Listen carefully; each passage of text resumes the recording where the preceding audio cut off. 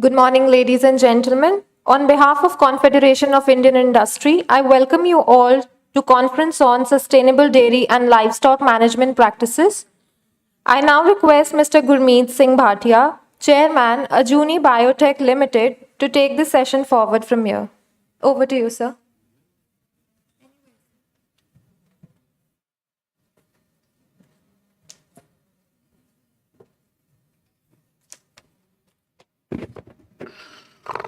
A very warm good morning to all of you.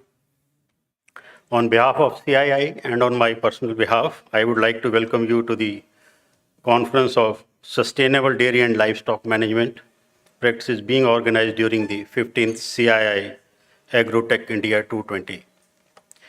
Today's conference is very relevant of the current times. Today we have with us galaxy of experts, resource persons in the field of dairy and animal husbandry.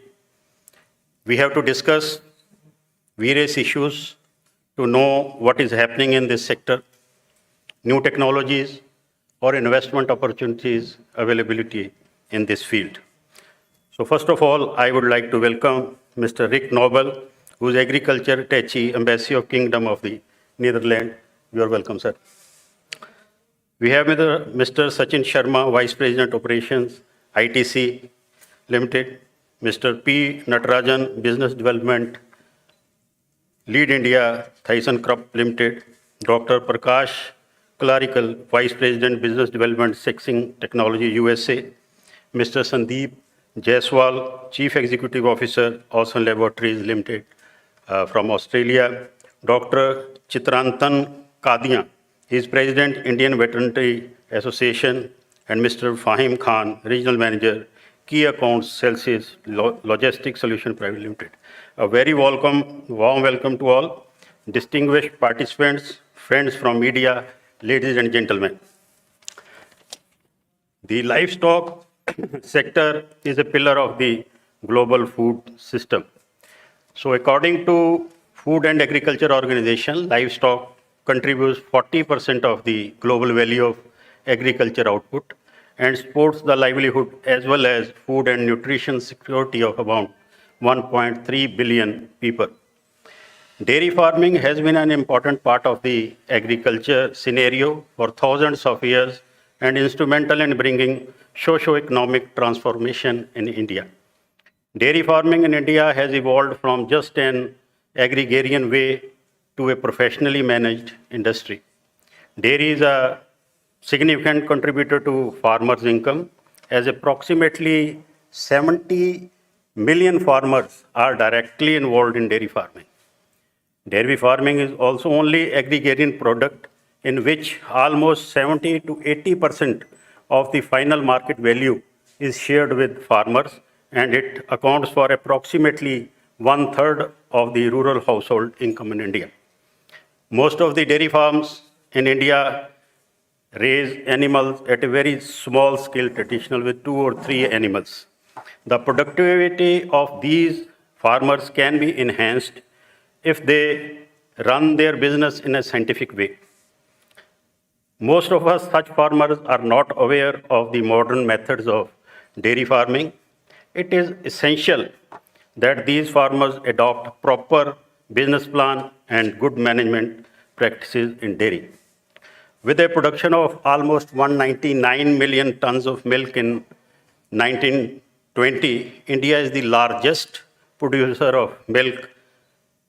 For ensuring domestic demand and achieve topmost position in world, the country needs to produce around more than 300 million tons of milk by 2050.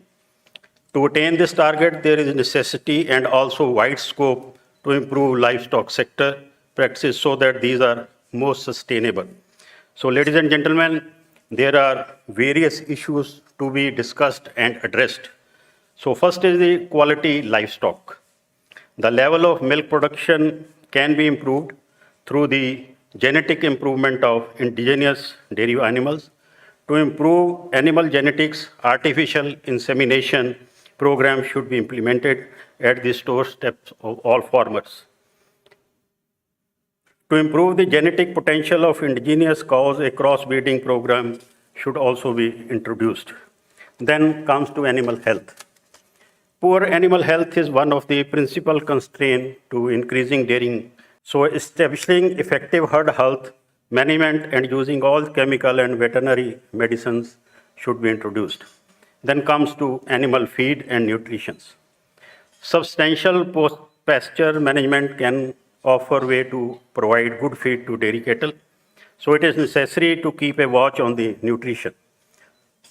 A dairy animal's health and productivity depends largely on providing the right feed and water. So in order to provide the right amount of nutrition to the animals, the rations should be established according to different criteria, that is the species, animal age, genetic potential, farming methods. So nowadays, many producers make the choice to dig deeper and apply the principles of precision feeding. Precision feeding is part of the precision livestock farming approach and consists of using different feeding techniques in order to feed the correct amount of nutrition in a timely manner for each individual animal in order to enhance profitability, efficiency, and sustainability. So then comes to environment issue. Dairy production is an important source of greenhouse gases. Currently, the livestock sector emits an estimated 7.1 GT CO2 equivalent per year, so representing 14.5% of human-induced CHG emissions. So increasing the efficiency of livestock supply chains is key to limiting the growth of the CHG emission in future. So precision livestock farming, measuring methods and digital tools can support farmers in lowering, monitoring, and managing farms' emissions. Recently, our Prime Minister Modi, during World Dairy Summit, I think 2 months back, that today, he said that today is the world's largest producer of milk, worth 8.5 lakh crores annually, which India produces, which is more than the combined value for crores of people across the world. So it shows the strength and importance of the sector. So I will not take much of your time. We have an eminent panel to discuss all these issues, and I look forward to an engaging discussion on this important subject. So first of all, I would like to invite our first speaker from Dutch.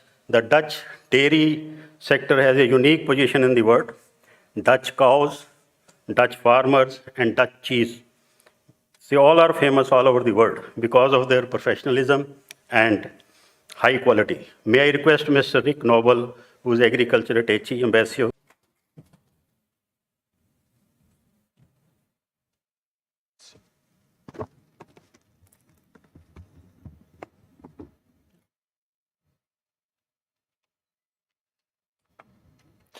Good morning, everyone.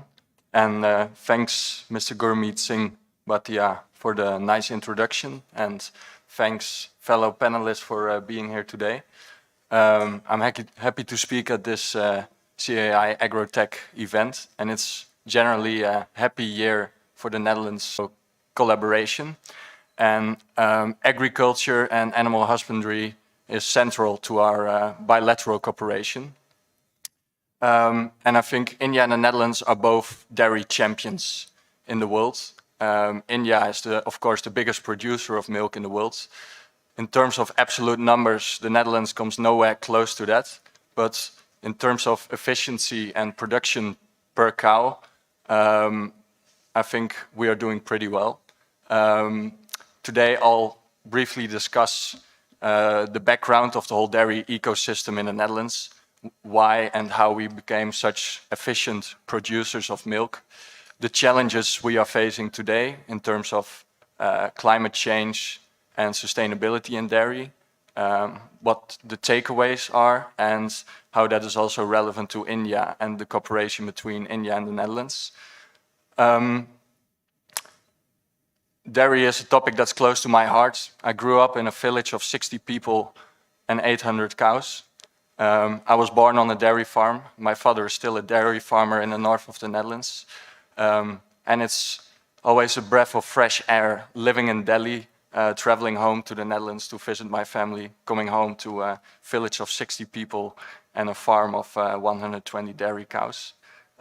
So that always makes me really happy, and I'm always really excited to be part of discussions about dairy and speak about dairy-related topics. Delving a bit into the background of the Netherlands as a dairy country, I think the first explanation of why we are efficient producers in dairy is quite simple. The Netherlands is a small country, but it's located in the most fertile river delta of Europe and one of the most fertile river deltas in the world. And it's a great ecosystem for pasture to grow very well. We get plenty of rain. We always talk about London as the city that gets most rain in the world, but Amsterdam gets more rain, and the Netherlands gets even more rain than, for example, the UK. So everything grows, and it's really suitable for grazing of pasture. And aside from that, the Dutch have a very enterprising spirit. I think that also helps in operating these dairy farms. But also a very important element is the size of the country, quite small, but still with 17 million people, and the distances are short. So the neighbors are always close by, and I think there's a natural spirit of cooperation. When I grew up on the farm, there would always be interns walking around on the farm, because the closest agriculture university, animal husbandry University of Applied Science, would be a mere 20, 30 minutes away. So we didn't have to look for innovation in farm management. The innovation would come to us. The university would send those students. So there was a continuous ecosystem of cooperation and innovation coming to the farm. Same applies to the processors, the retail, even the government, the banks. The whole ecosystem is within reach, and everyone talks to each other. I think that's the most crucial part. Farmers are not left alone in their practices. There's a continuous interaction between financiers, knowledge institutions, governments, farm advisors, and I think that takes the whole level and productivity to a higher level. That's always something that really inspired me growing up on a farm. It wouldn't be a status of quo. There was always something happening. When I was a kid, the farm was oriented towards maximizing production per cow. But now, 20 years later, I see a climate-smart dairy farm, which has developed over 20 years. So there's always developing. Looking at the Netherlands today as a dairy country, I think we're facing some challenges. The herd size, the livestock size of the country is relatively big if you look at the size of the country. 80% of our dairy products are exported. So we're now facing the discussion, do we want to produce for other countries? Do we want to produce for the rest of the world, considering the impacts on climate and the environment of having this large production at home? So the discussion on innovation and sustainability in farm management is quite apparent right now in the Netherlands. So reducing emissions and working on farm sustainability is at the core right now in the Netherlands. And there's some interesting developments there. First of all, it's important to incentivize farmers to work more sustainably. You can tell farmers to work with a more efficient feed-to-food conversion, work with more efficient breeds, but in the end the farmer needs to pay, and the farmer needs to operate these things. The farmer needs to make the farm more sustainable, and the farmer needs to be financially able to do that. And I think we're trying to work on that through different ways. An example I'll give is subsidy schemes. There's one common agricultural policy in the European Union, and it has been under reform the past couple of years. And it's it's more oriented towards societal challenges than production these days. So a farmer will get higher subsidies if the farm management is more sustainable. I'll give an example. No feed import from outside of the EU. A farmer will get a higher subsidy if the farmer only feeds the cows with grass from their own pasture. The farmer will get more money if the grassland is not conversed, so there's more carbon storage in the soil. These are a few examples of how to incentivize farmers to work in a more sustainable way. But not only through subsidies and governments, because farmers are entrepreneurs, they don't always like the government, they don't always like imposition of certain measures. So also the retail and banks work with incentivization. For example, a retailer or a supermarket will give a farmer a few cents extra per liter milk if certain farm practices are in place, such as similar things as with the subsidy schemes. So nature management by the farmer, because a farmer is not only producing, it's also taking care of land and the whole ecosystem around the farm. So together with the retail, there's a remuneration system for farmers that have good farm practices in place. Another example is traceability. So if you want a farmer to work more sustainably, that's a common good. And I think we always face a bit the tragedy of the common good. Who's going to pay for the common goods? The common goods being climate change mitigation, taking care of biodiversity. And the consumer is not always aware or willing to pay an extra price to take care of these things. But something that really works in the Netherlands, I think, is traceability. So, for example, having a QR code on a glass bottle or a carton of milk to bridge that gap between consumer and farmer, which is ever growing I think worldwide, but also in the Netherlands. When I was a school kid, some of my classmates always told me, but isn't milk coming from a factory? I was like, yeah, but before that there's cows.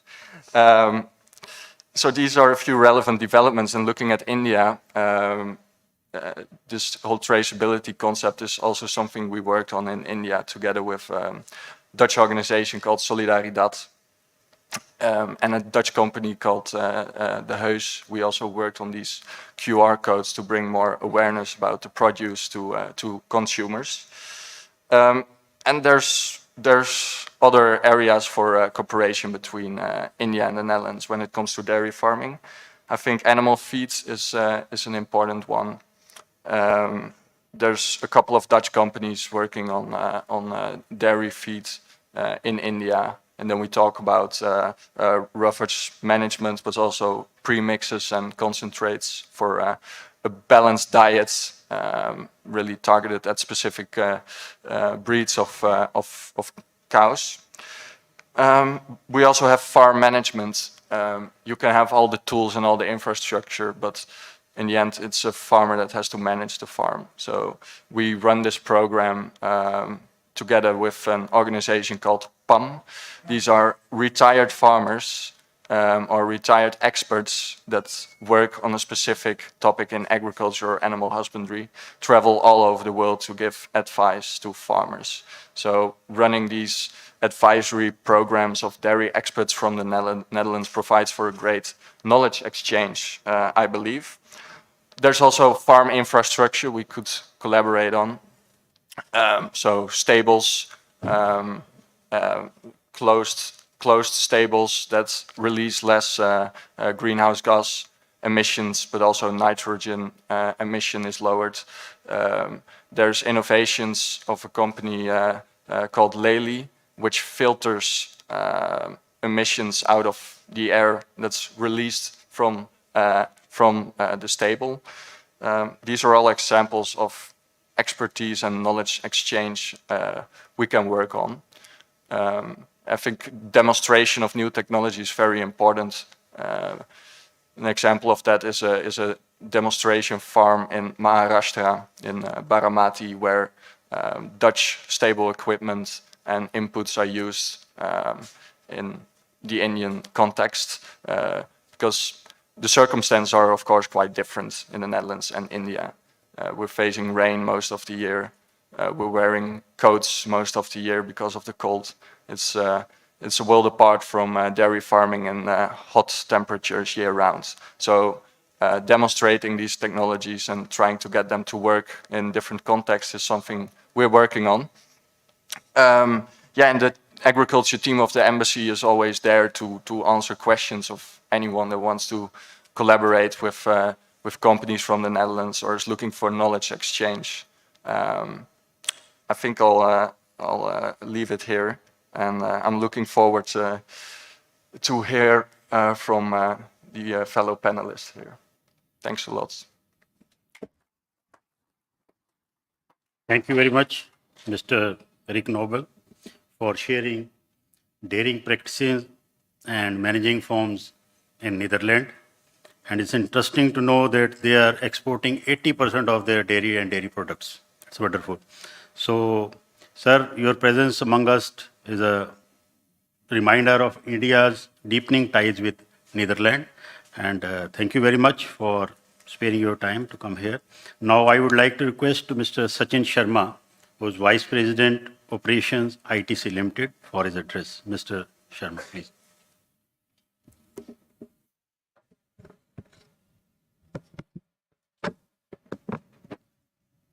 Thank you, Mr. Bhatia, and first of all, my sincere thanks to CII for this invitation to me to share my thoughts on this very important subject in agriculture, and therefore it becomes very critical for the agrotech also.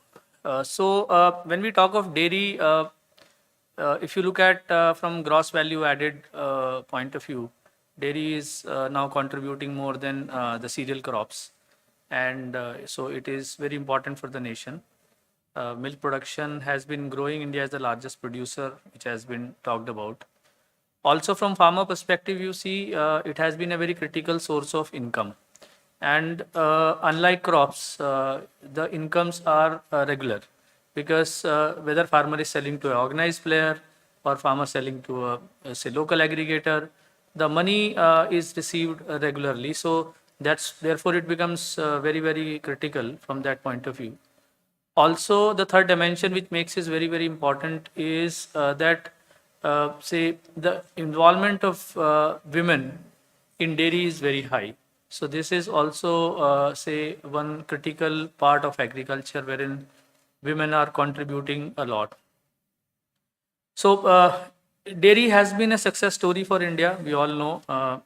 I think we have been importing milk from there initially. There has been a white revolution, and which has started by the cooperative movement, and then also later supported by the industry and the private sector. And India became self-sufficient in milk and also become the largest producer of milk. However, that is not sufficient, because our productivities are still low. And so while we have the largest cattle population globally, but our productivities are low, while it has been improving. So before I put my thoughts on the points of the say session, briefly about ITC, I would like to share. So ITC is one of the leading private sector organization in India, and we are into multiple businesses which include FMCG, paper, hotels, then agribusiness, information technology, and paper boards, packaging, stationery, and so on.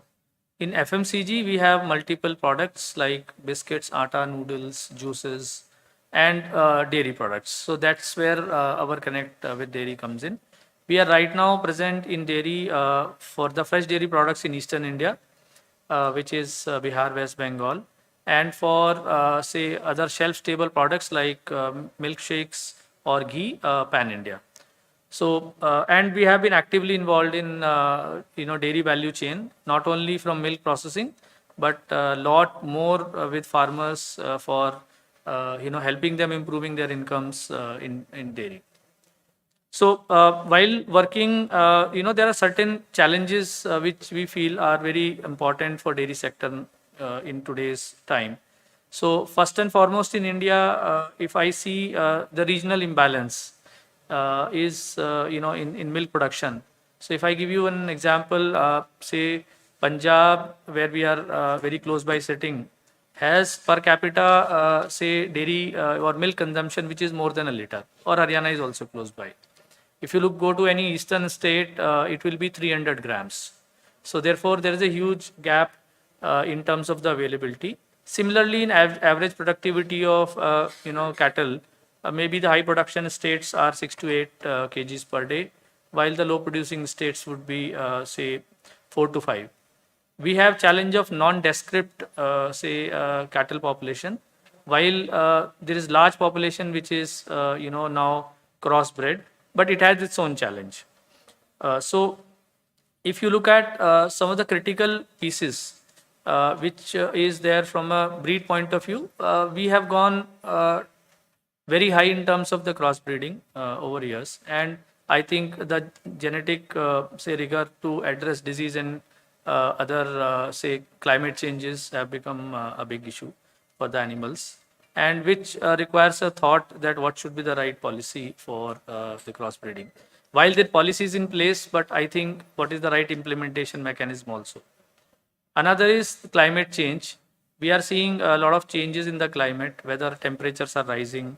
The rainfall patterns are very erratic. We all have seen heat waves coming in last, Rabi season harvesting. And in this Kharif season, one part of the country had delayed rains, another part of country had excess rain. And even at the time of harvesting, there were rains. From dairy point of view, it impacts animal health, and also more importantly, the fodder availability. So that's another challenge which is progressively coming is what is the right size of herd size for a farmer, because when we look at international examples like say Netherlands or England or any other country, New Zealand, the dairy sector is very different. Say farm sizes are very big. Animal number, like for example, one farm may have 500,000, 1,500, 2,000 animals. Many of the countries like New Zealand has a pasture grazing system. In India, dairy is life for farmer, it is backyard farming. So what should be the right size of the farm for farmers? That's another challenge, because some farmers, if they go to overboard and get more animals, they are not able to manage. So that's another challenge, that how do you educate farmer for the right size of the farm. Next set of challenge which remains is the animal husbandry services or veterinary care, because when we have been interacting with farmers, so what we realize is the veterinary care is the most critical piece which farmer needs, and both not only curative veterinary care but also the preventive veterinary care. So with this background, I'm just giving some of my thoughts, and we will hear other experts also. How to create the next generation, dairy in India? That's the challenge. So I think first and foremost, the breed source, is very critical for every region. There is a policy which NDDB has developed, and I think basis that we have to see what kind of right mix of various type of breed sources should be there.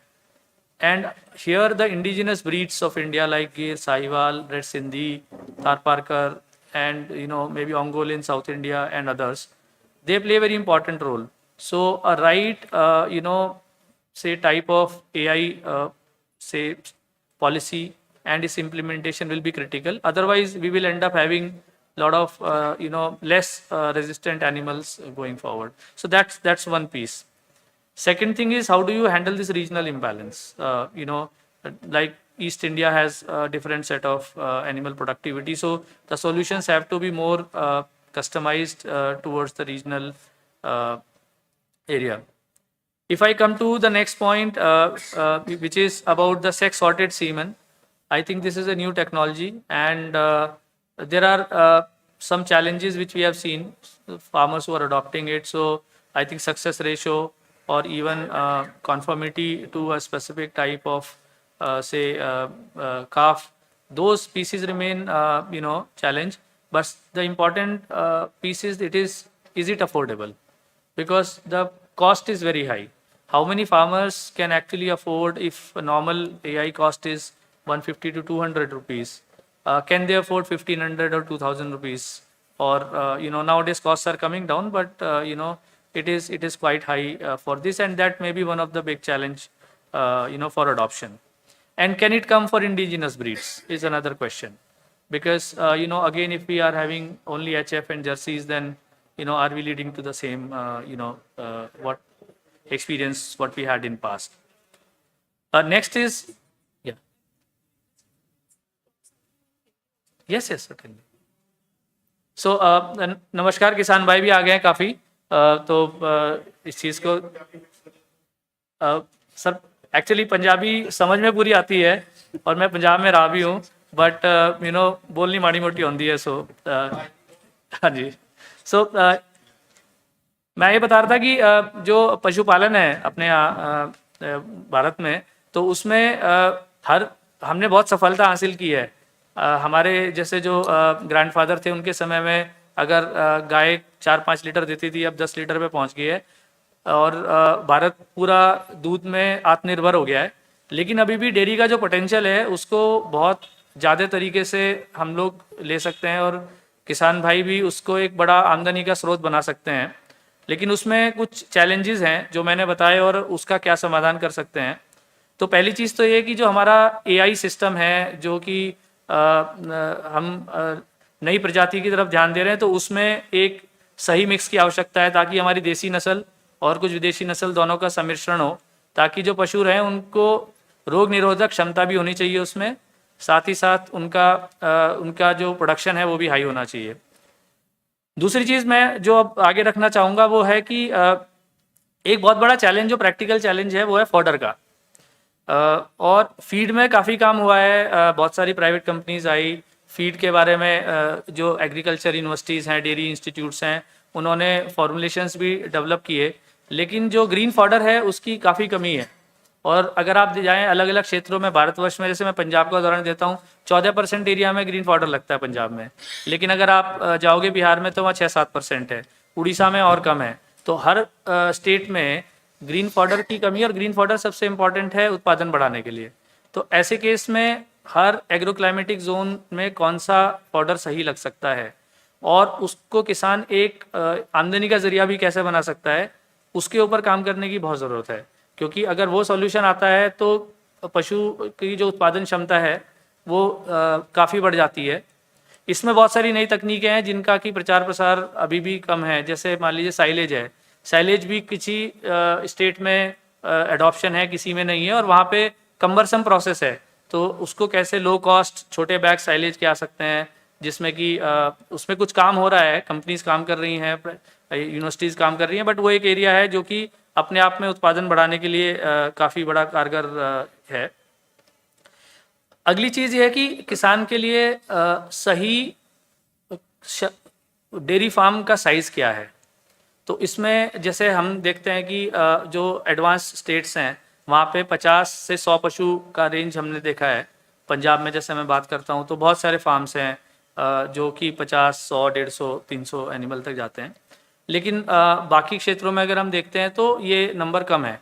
तो I think हर किसान की क्षमता के हिसाब से 5 पशु, 10 से 15 पशु, 25 पशु, इस तरीके से अगर डेयरी फार्म विकसित हो तो मिल्क भी सरप्लस होगा और किसान को एक आमदनी भी रहेगी। क्योंकि काफ़ी जो छोटे मझौले किसान हैं वो 1-2 पशु रखते हैं तो उसमें उनकी पूरी परिवार की मेहनत लगती है, लेकिन रिटर्न नहीं मिल पाता है और खर्चे भी हो जाते हैं काफ़ी, तो वो एक आमदनी का स्रोत नहीं बन पाता है। तो ये एक अलग चीज़ है जिस पे एक्सटेंशन वर्क की रिक्वायरमेंट है।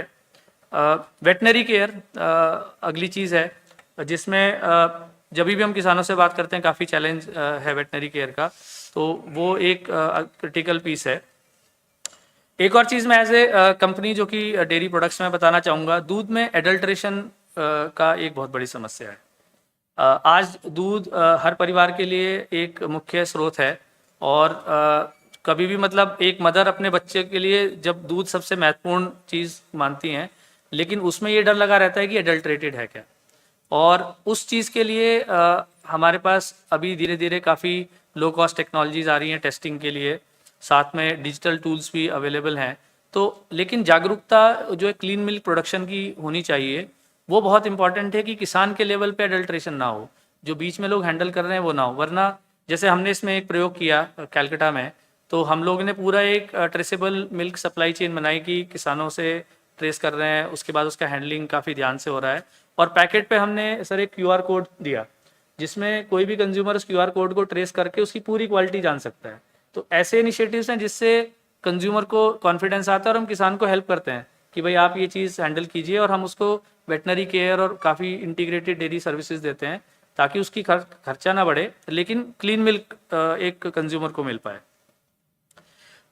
तो इस सब चीज़ों में बाकी काम हो रहे हैं, डिजिटाइजेशन है डेयरी में काफ़ी हो रहा है, हर क्षेत्र में, एनिमल हस्बेंड्री में है।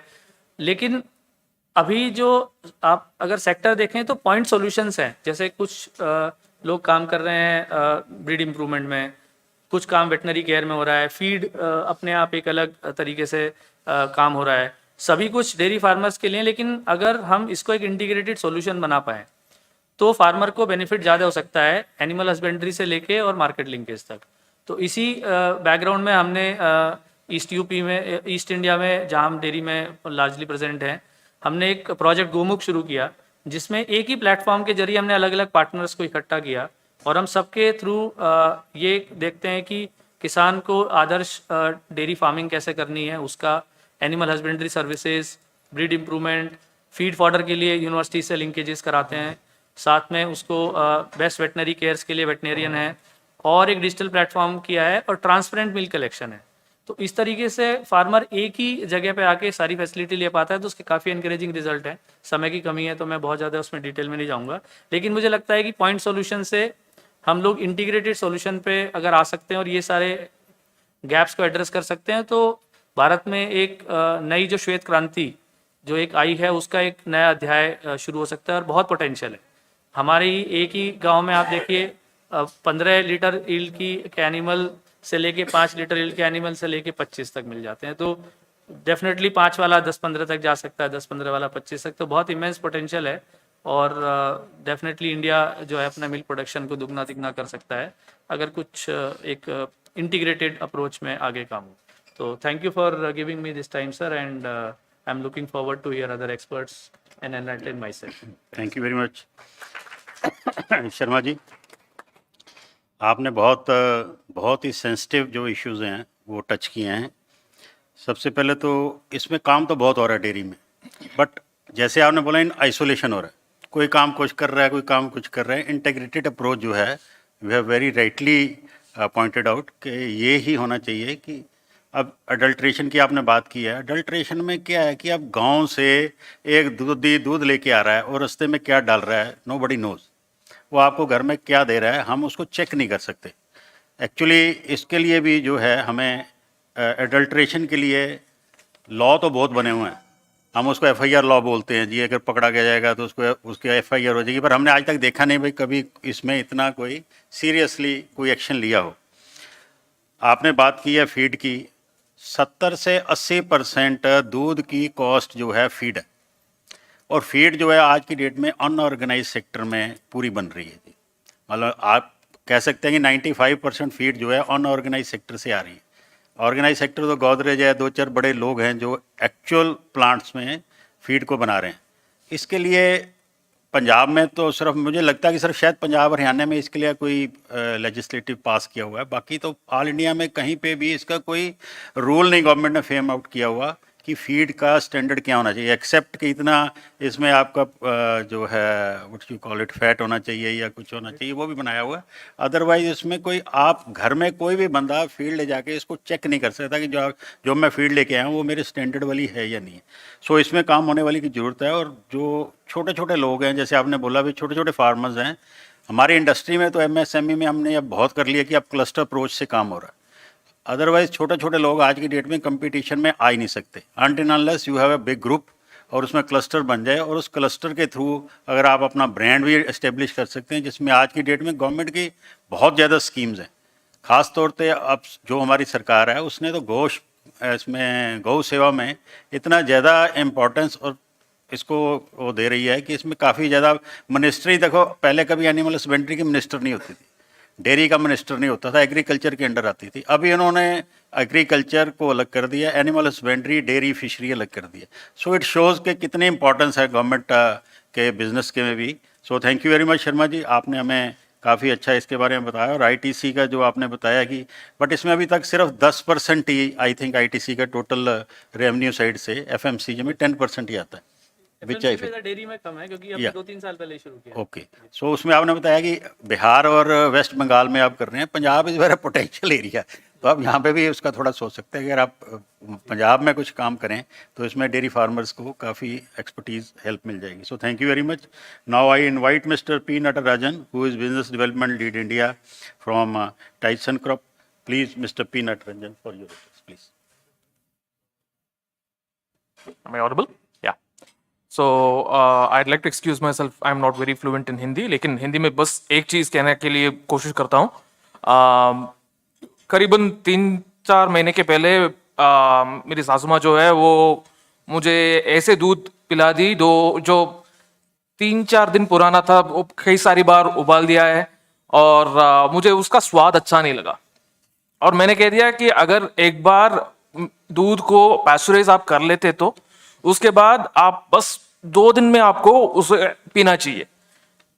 वो 2 दिन के बाद अगर आप पिएंगे तो स्वाद में फर्क होगा ही। तो इस एक चीज में हम दोनों के बीच में थोड़ा बहुत बातचीत हुई और उसी समय हम ये टेक्नोलॉजी में भी काम कर रहे हैं जो मिल्क का शेल्फ लाइफ जो है जो उसको बढ़ा सकते हैं। और मैं 2-3 दिन के बारे में नहीं कह रहा हूँ, जो टेक्नोलॉजी हमारी कंपनी के पास है उसको यूज करते हम दूध का शेल्फ लाइफ 45 दिन तक बढ़ा सकते हैं, जो पैस्चराइजेशन में नहीं आता। आपको पैस्चराइजेशन में 2-3 दिन तक रहेगा, उसके बाद थोड़ा टेस्ट खराब लगेगा। तो and I would like to switch to English at this point to save myself from further embarrassment. So the type of technology that we use is called hydrostatic pressure processing, or high pressure processing as it's popularly called, HPP.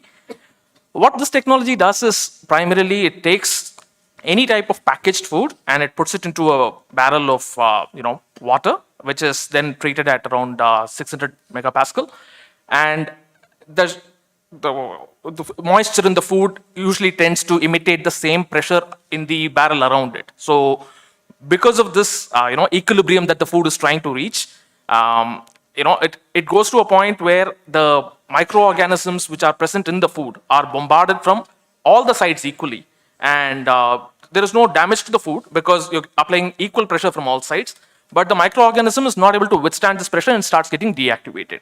So the spoilage causing microorganisms are literally killed or deactivated at different levels of pressure. It works from 200 megapascal to up to 600 megapascal, and we're talking about just about 3 to 5 minutes of operation of this equipment. And this is an alternative to what we have today as pasteurization, primarily because of one major reason. We, as a country, as I think Rick also mentioned, and I think everybody's kind of hinted about it as well, we are the largest producer of dairy in the world, but we are probably among the lowest exporters of milk as well. Not just milk, any type of dairy product for that matter. I think our the ratio of exports to production, if you would take it, is definitely less than 1%, right? So this, when I'm sitting right next to somebody whose country is exporting about 65 to 80% of their production is export oriented, it's not only a matter of embarrassment, but it is something of a bit of a challenge is what I would look at.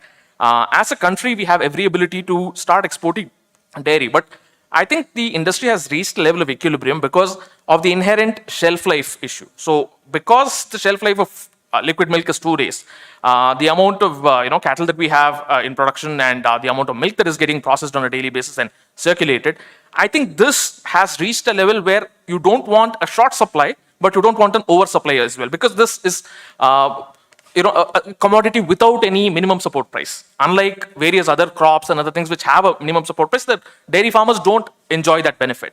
And given this, I think it becomes more important to understand the dynamics of what it can be when the milk's shelf life moves from 2 days to 45 days. Now, that is precisely where the export angle comes in. The reason why we are not able to export is not because of sheerly a short supply or the equilibrium of supply. It is primarily because of the fact that the freight time from India to the most profitable markets is, it runs into several weeks. For example, from, say, Chennai port to Felixstowe in the UK, it's going to take close to about 41 days by sea. And that's not the kind of shelf life that most dairy products can withstand, if not for the ones which are like heavily processed, like flavored milk and so on. But when we look at the run-of-the-mill liquid milk and butter and curd and those low shelf life, perishable type of dairy, I think the need is to improve its shelf life without compromising on the taste and without adding preservatives. Because we have more and more demand for clean label items across different food categories. Consumers are looking to reduce the amount of preservatives that are going into their food. Consumers even want the source food to be so clean that they want organic food. And given this kind of a scenario, and which is also impacting dairy, because people want food which is in the purest form. That's what they're looking for, and some people even explore towards the rural areas to taste fresh milk, but they're not able to get it on a daily basis. Of course, you've got these D2C companies like, say, Nutrimoo, Country Delight, and all these firms who are trying to reduce the number of middlemen or reduce the number of middle steps that are there to deliver near fresh milk to directly to the consumer. But I think the larger point is about the fact that if we were to look at, say, an item like paneer, I'm sure a lot of you would agree that I personally prefer the paneer that I would get from a store, which they cut right in front of my eyes and give to me, rather than a packaged paneer coming from any of the premium brands that we have in India. Simply because the packaged paneer, at least to me, tastes a little more rubbery. Whereas when it comes to the fresh paneer that is set on a tray in most of these dairy outlets that are there in India, they will just cut it right in front of you and give it to you, and it's sponge-like. So that is the difference that we're talking about. And anything that you do to process this paneer is only going to make it taste a little more like rubber with the passage of the days, right? Beyond a certain number of days, it starts actually tasting like the wrapper in which it is actually present. So this is the change in the technology that we need as a country, because we consume close to about almost half a kilo of dairy in different forms on a daily basis per capita. That's the kind of country that we are, and this number is only going to keep on increasing because it has been steadily increasing. And I think it was 367 grams just about a couple of years back. It's close to about 420 or 460 grams per day per person per day currently. So this steady increase in the trend is only going to keep on increasing, and the better way of servicing our customers is to come up with technologies that expand shelf life without the use of preservatives, without the use of any type of heat treatment which kind of compromises on the nutritional value. Because when you heat any type of food item, beyond a certain level, definitely the proteins start getting destructured. They are either broken in their structure, or there is a bit of a compromise in the nutritional value, and definitely taste goes for a toss. Beyond just dairy, even if you were to look at, say, ready-to-eat food, what we used to have as ready-to-eat, pulavs and other things that we used to get about 15 to 20 years back, the taste used to be horrible. I'm being very open and honest over here. I've consumed ready-to-eat food both in India and abroad, because being a vegetarian, sometimes you want to have you're probably limited in terms of the number of options when you travel.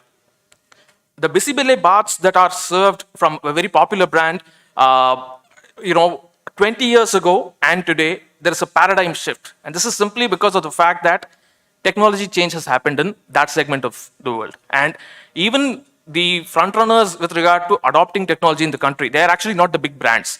They're actually the Defense Food Research Laboratory. They are probably the firm that kind of, the entity that promoted retort technology, which is the type of heat treatment, which was used for different types of ready-to-cook and ready meals as such, which now is shifting towards a no preservative kind of a phenomenon. So coming back to dairy, the high-pressure processing technology is one such where it has started showing results in dairy in different parts of the world. So in Mexico, there is a brand called Leche Fresca, and even in Australia, there is a brand called Made by Cow. The Made by Cow uses the ThyssenKrupp HPP that we have offered, and they've been able to market their milk with a premium of about 100% price premium.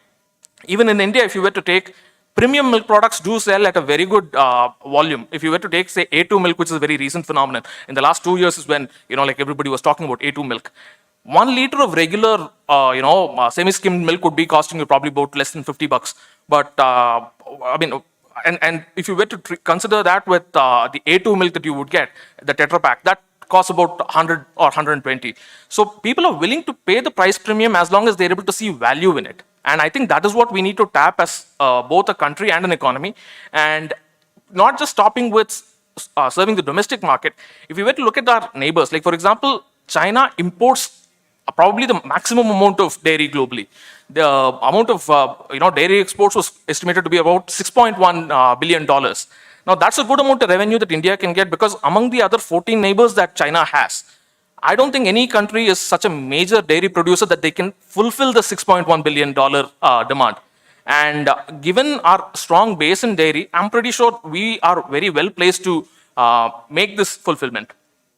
And just to give you another example, in terms of the different types of dairy products that are there, HPP is equally suitable for, say, just as much as it is suitable for milk, it is suitable for, say, cheese, cream, ice cream, and yogurt, and even the flavored milks that are there. So the no compromise in taste is one of the major advantages that this technology offers. And fortunately or unfortunately, there are different definitions of what is being marketed as fresh milk or raw milk in different countries. So if we take the European Union, there are very stringent regulations with regard to what needs to be called processed milk versus fresh milk.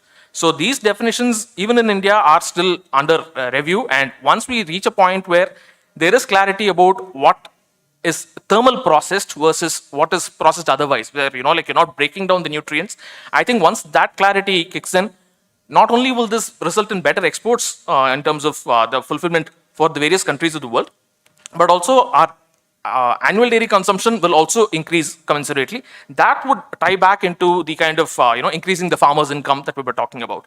So the larger point that I would like to make is that when we are looking at technologies that expand shelf life, usually it is done with the use of preservatives or say heat treatment. Now, when we do have a technology that does not need heat treatment or preservatives and is able to do whole mile of a difference in terms of the shelf life difference, I think that is the kind of technology that the Indian dairy industry needs. Maybe it will start percolating slowly, just like like any technology that enters a country takes a little bit of time to stabilize. I see that within the next 10 to 15 years, a major transformation will happen, because HPP is not a new concept to India. Raw Pressery, which is a very popular brand of juices, currently they don't do HPP juices, but until very recently they were doing that. And there are other types of, there is Surya Grow Fresh, who's also in this event here. They do HPP, they are into fruit juices and pulps and so on. So HPP is a concept which is known in the country, but its application in dairy is what is lacking. So I think the adoption of modern technology needs to first understand, and the regulators need to understand, where does better technology stem from and how can that be applied to the dairy industry. So with that, I'd like to conclude my speech. Thank you.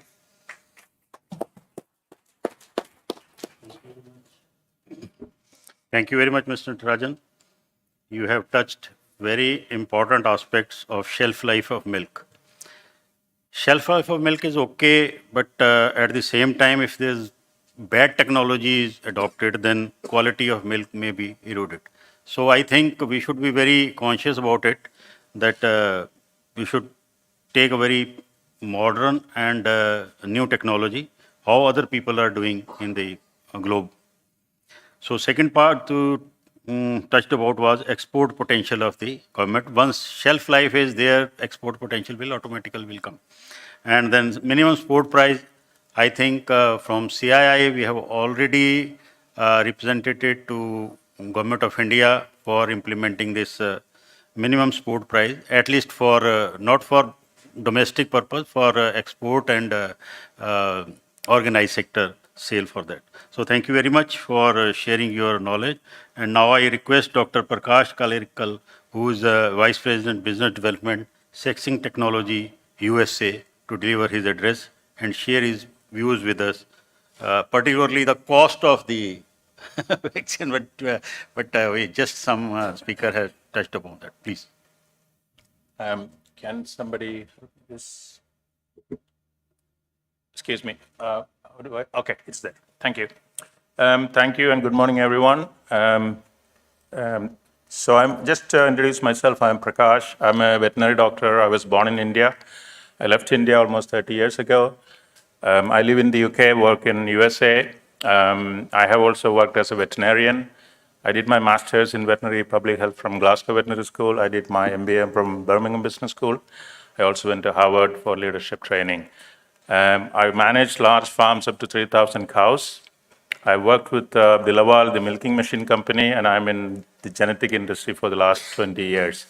I'm currently as a vice president for sexing technologies based in USA. So what is sexing technology? It's a US-based company, and we are providing sex sorting service to almost all the AI companies in the world, and we are also in India. And we have several divisions in the company, which I highlighted 3 of them in pink, which is one of the sex sorting service provider, and the other one is we have a bull stud, around 1,000 bulls in the USA. We are one of the largest cement company in the world. And we also have a different division called genomic testing. So genomic testing is you take a tissue sample of an animal and it can predict how much the daughters of the animal can produce or the cow can produce, milk, fat, protein, so many different things. So we have 48 laboratories worldwide. We are in India as well. We have more than almost 15,000 customers worldwide. We have 3 research centers in the different parts of the world, and we have several subsidiaries across the world. So what we do as a sexing technology, we provide service to all these cement companies. Suppose you buy sex-sorted cement from Alta Genetics or Select Science or Cimex or similar companies, you will be buying sex-sorted cement produced by ST. Technology is inside. We are like the Intel inside. And you will be getting the bulls from those companies. We produce more than 200 million doses globally, and we have produced almost 2.3 million doses within India as well in the last 4 years. This is one of the largest laboratories in the world, which can produce around 50,000 doses of sex-sorted cement per day. So we have a company in India since 2018. We have 3 laboratories. We also have patents registered in India. We have 3 laboratories. One is based in Pune, the other one is in Rishikesh, and the one is in Bhopal. And first of its kind in the world, we have 2 mobile sex sorting laboratories, which you can see on the bottom. So this is, hopefully it works. This is a laboratory in Bhopal. Many of you have not seen it, so I'll give an idea.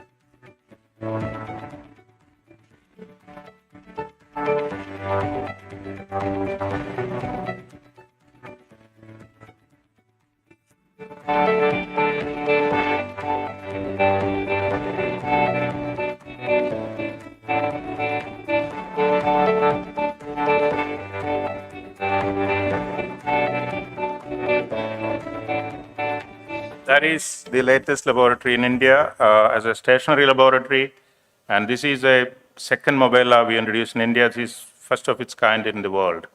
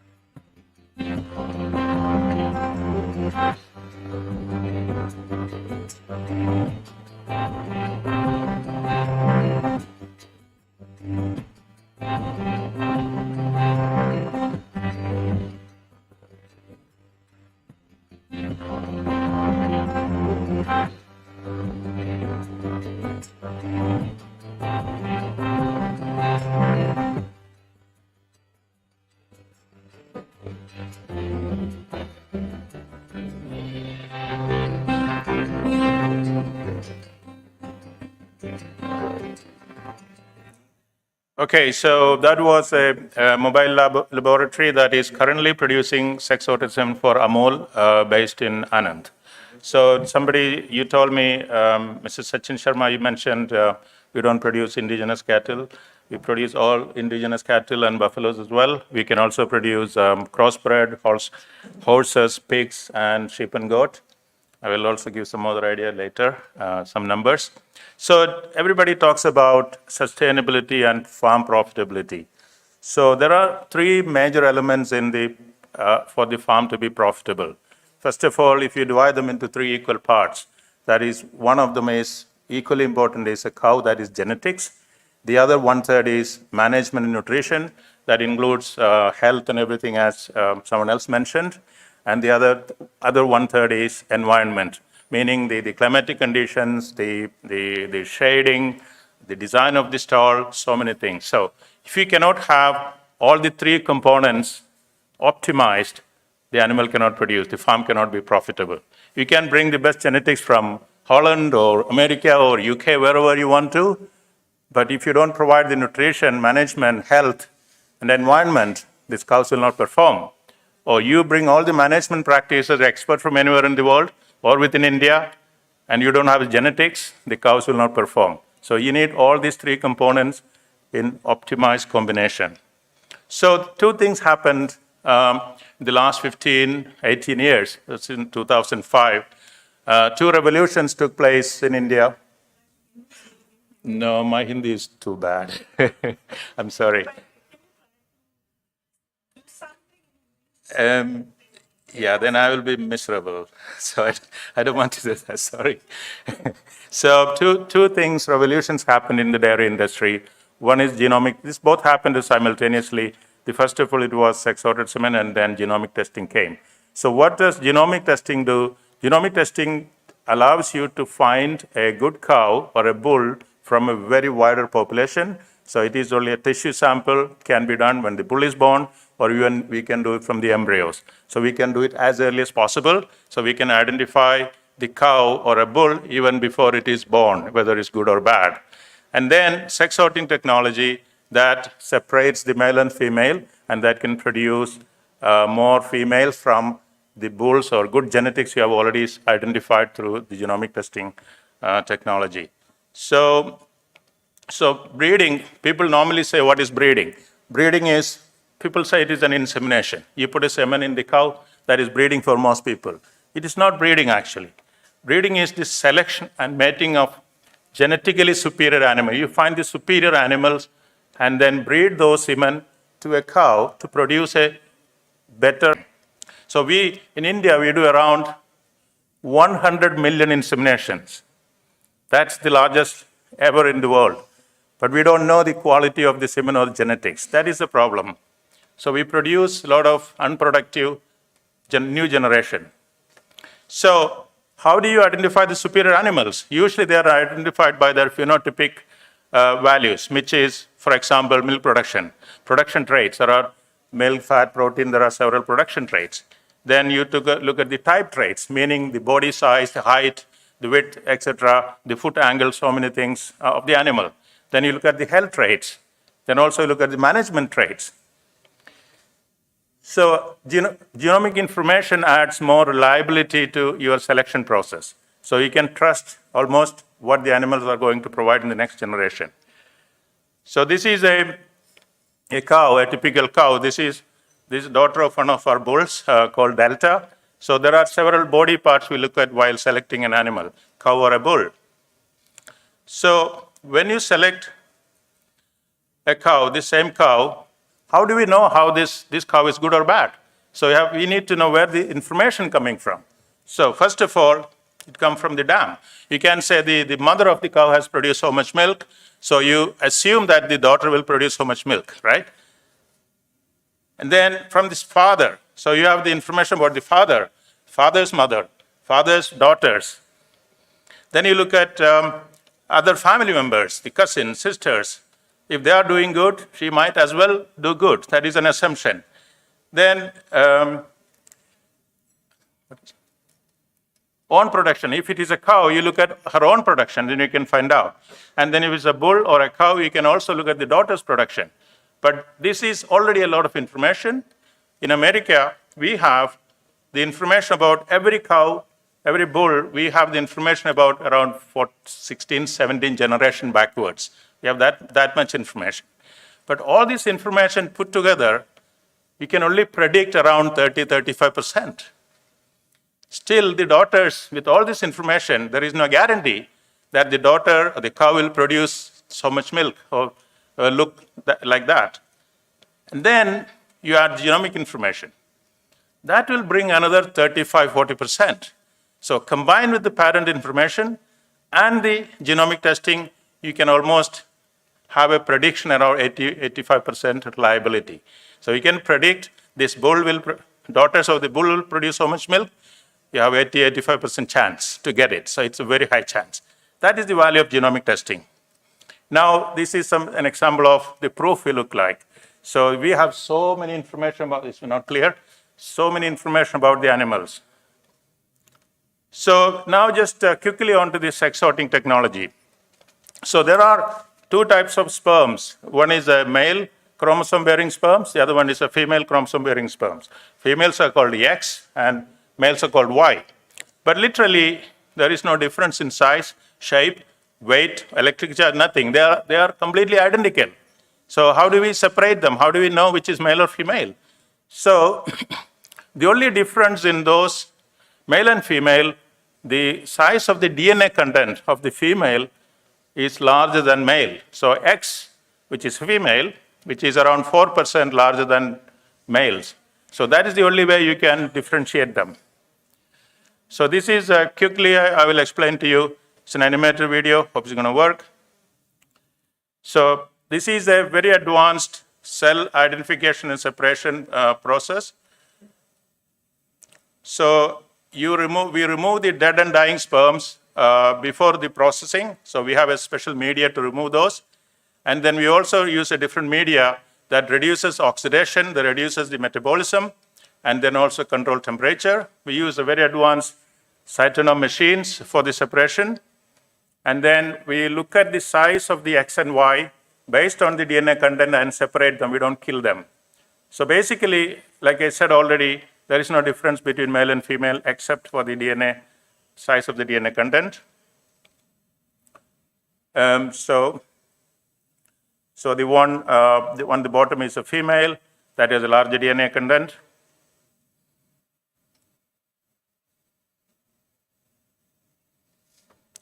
And then it goes through, each sperm goes through a nozzle, head down, tail up, one by one.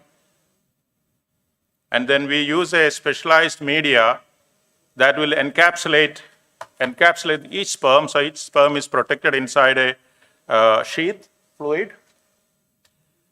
Has it stopped? Yeah, sorry. Yeah, that stopped. I don't know what happened. So each sperm goes through a nozzle, head down, tail up, and then we look with a fluorescent light, we look at the size of the DNA content, and then we see the larger one, which reflects larger light, and we separate them. So we can produce male or female at the same time. We don't kill them. So the final product will have only live sperms. So this is the lab. This is the inside of the lab. So in summary, because we don't kill the Y unwanted sperms, and we don't leave them inside, the final product is full of live sperms. Usually what happens is dead sperms and debris produce toxins. So those toxins can kill the live sperms. So since we remove them, that toxic effect is not there. So this is called sex ultra technology. So this is to show you, we have produced around 2.3 million, and we produce semen from all 15 different breeds of Indian cattle, indigenous cattle, and with a high quality. So this is a motility of a buffalo semen. You can see there is no debris, no dead sperms. It's moving so aggressively.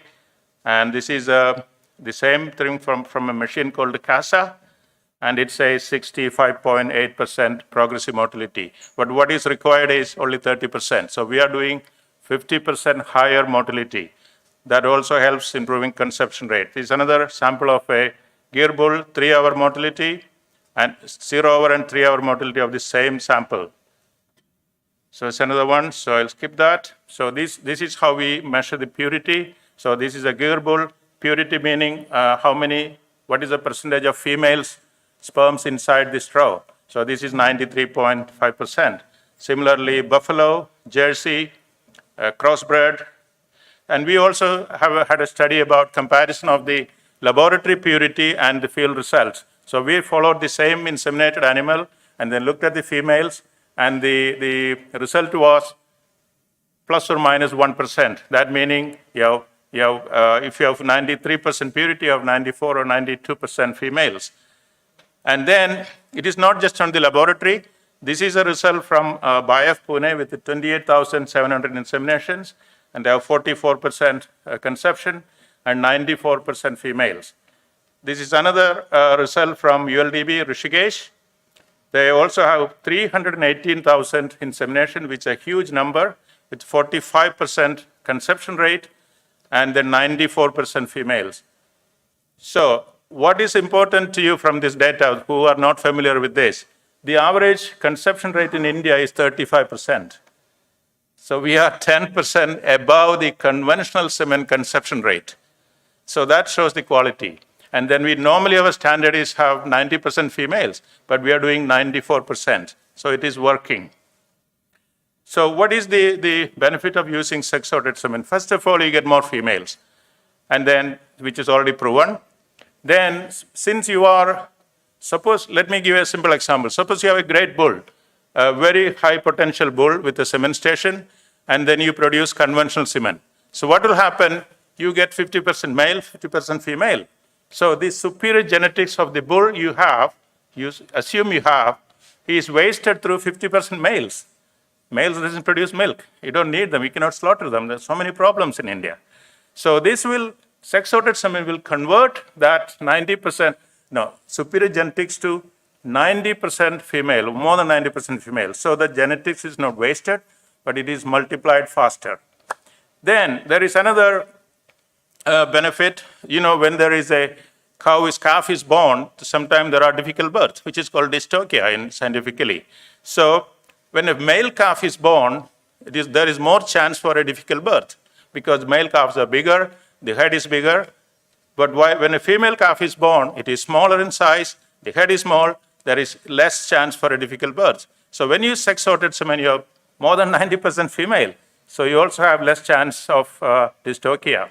So what does that mean? You have less veterinary cost, less problem to the animal. The calf may be dead, cow may be dead. So there is a lot of things. And then, of course, in Indian condition, it will reduce the males to less than 10%, which is a socio-cultural environmental impact. So one thing, this is a complicated formula. I will not explain it, but this is how you calculate genetic progress.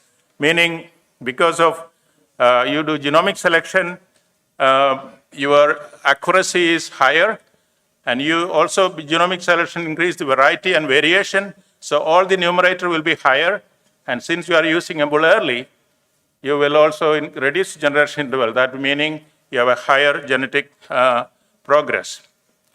So as a company, we are not just doing sex sorting, we do genomic testing, we produce bulls, we provide sex sorting service, we also provide a mating recommendation, meaning it's like a matchmaking program. So you can find which bull is good for which cow. So yeah, that's all about sex sorting technology. And we have 4 or 5 laboratories. These are available from these customers. Addressing the price, so I already mentioned about the result, it's already clear. just proven the price. The numbers he's told are not correct. We are not charging those numbers, first of all. We significantly reduced the price. I'm not supposed to say it in an audience like this, but we have significantly reduced the price. And also, most of the states, government is subsidizing. So Indian farmer is paying small amount in different states. So again, if you look at only the price, what you're losing is you are gaining around 40 plus females in 100 cows born. So the value of those females born, especially they are superior, then is huge. Okay? Thank you.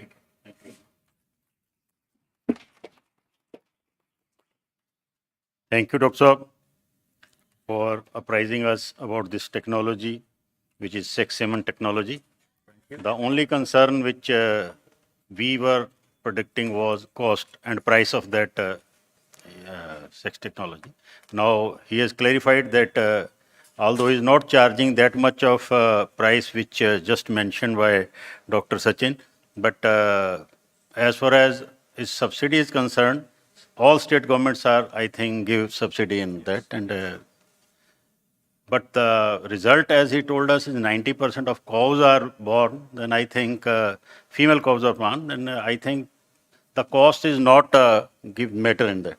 So thank you very much for giving this comprehensive presentation. Now I request Mr. Sandeep Jaiswal, CEO of Ocean Laboratories India. Actually, they are from Australian company. I request them to kindly Mr. Sandeep Jaiswal for his address.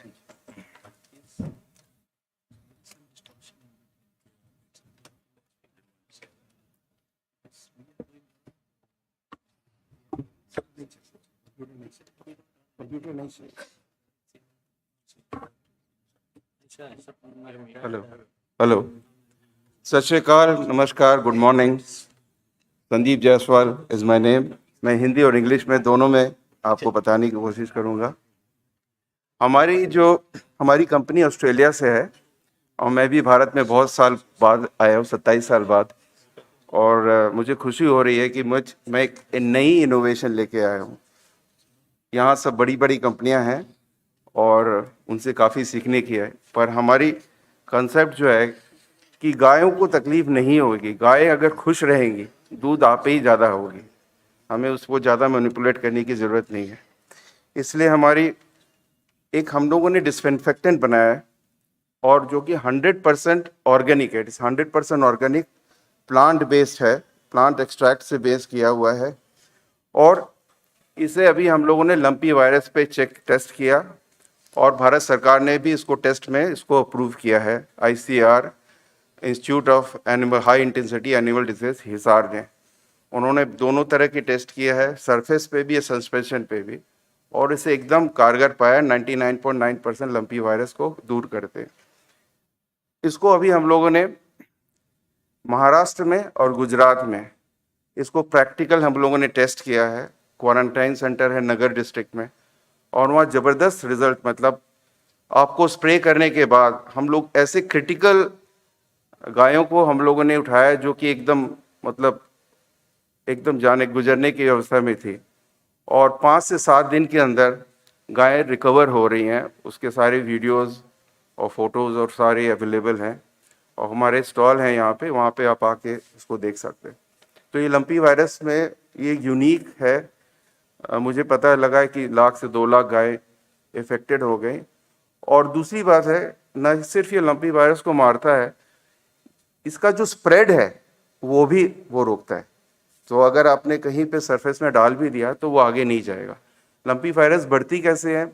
मच्छरों से, मक्खियों से और खाने से बढ़ती है, तो ये उसको रिस्ट्रिक्ट कर सकता है। सेम प्रोडक्ट हमारा है जो मैस्टाइटिस पे काम करता है 100%। अगर आप मिल्किंग के पहले अगर आप धो लें थन को और उसके बाद मिल्क करने के बाद फिर आप कर लें, तो आप 90% मैस्टाइटिस को कम मिलेगा। और वो जो पानी बचता है, उस पानी को आप फेंकें, अगर गौशाले में डाल दें, तो सारे जो बैक्टीरिया है वो मर जाएंगे, और जो भी गंध से रिलेटेड है, मतलब ओडर नहीं है उसमें। सो ये पूरा सस्टेनेबल है, यानी जो भी पानी वो खराब नहीं होता। मैस्टाइटिस भी करते हैं, फुट एंड माउथ डिजीज पे भी काम करता है। फुट एंड माउथ डिजीज पे तो गायों के जो 3 मेजर इश्यूज हैं, लंपी, मास्टाइटिस और फुट एंड माउथ डिजीज, ये हमारे एक्सटर्नल है। और इसमें इसे हमें इंजेस्ट नहीं करना है, यानी खिलाना नहीं है, इसे हमें ऊपर से लगाना है और ऊपर से स्प्रे करने से ही हमारा काम हो जाता है। इसमें हम लोगों ने एक और इनोवेशन किया है।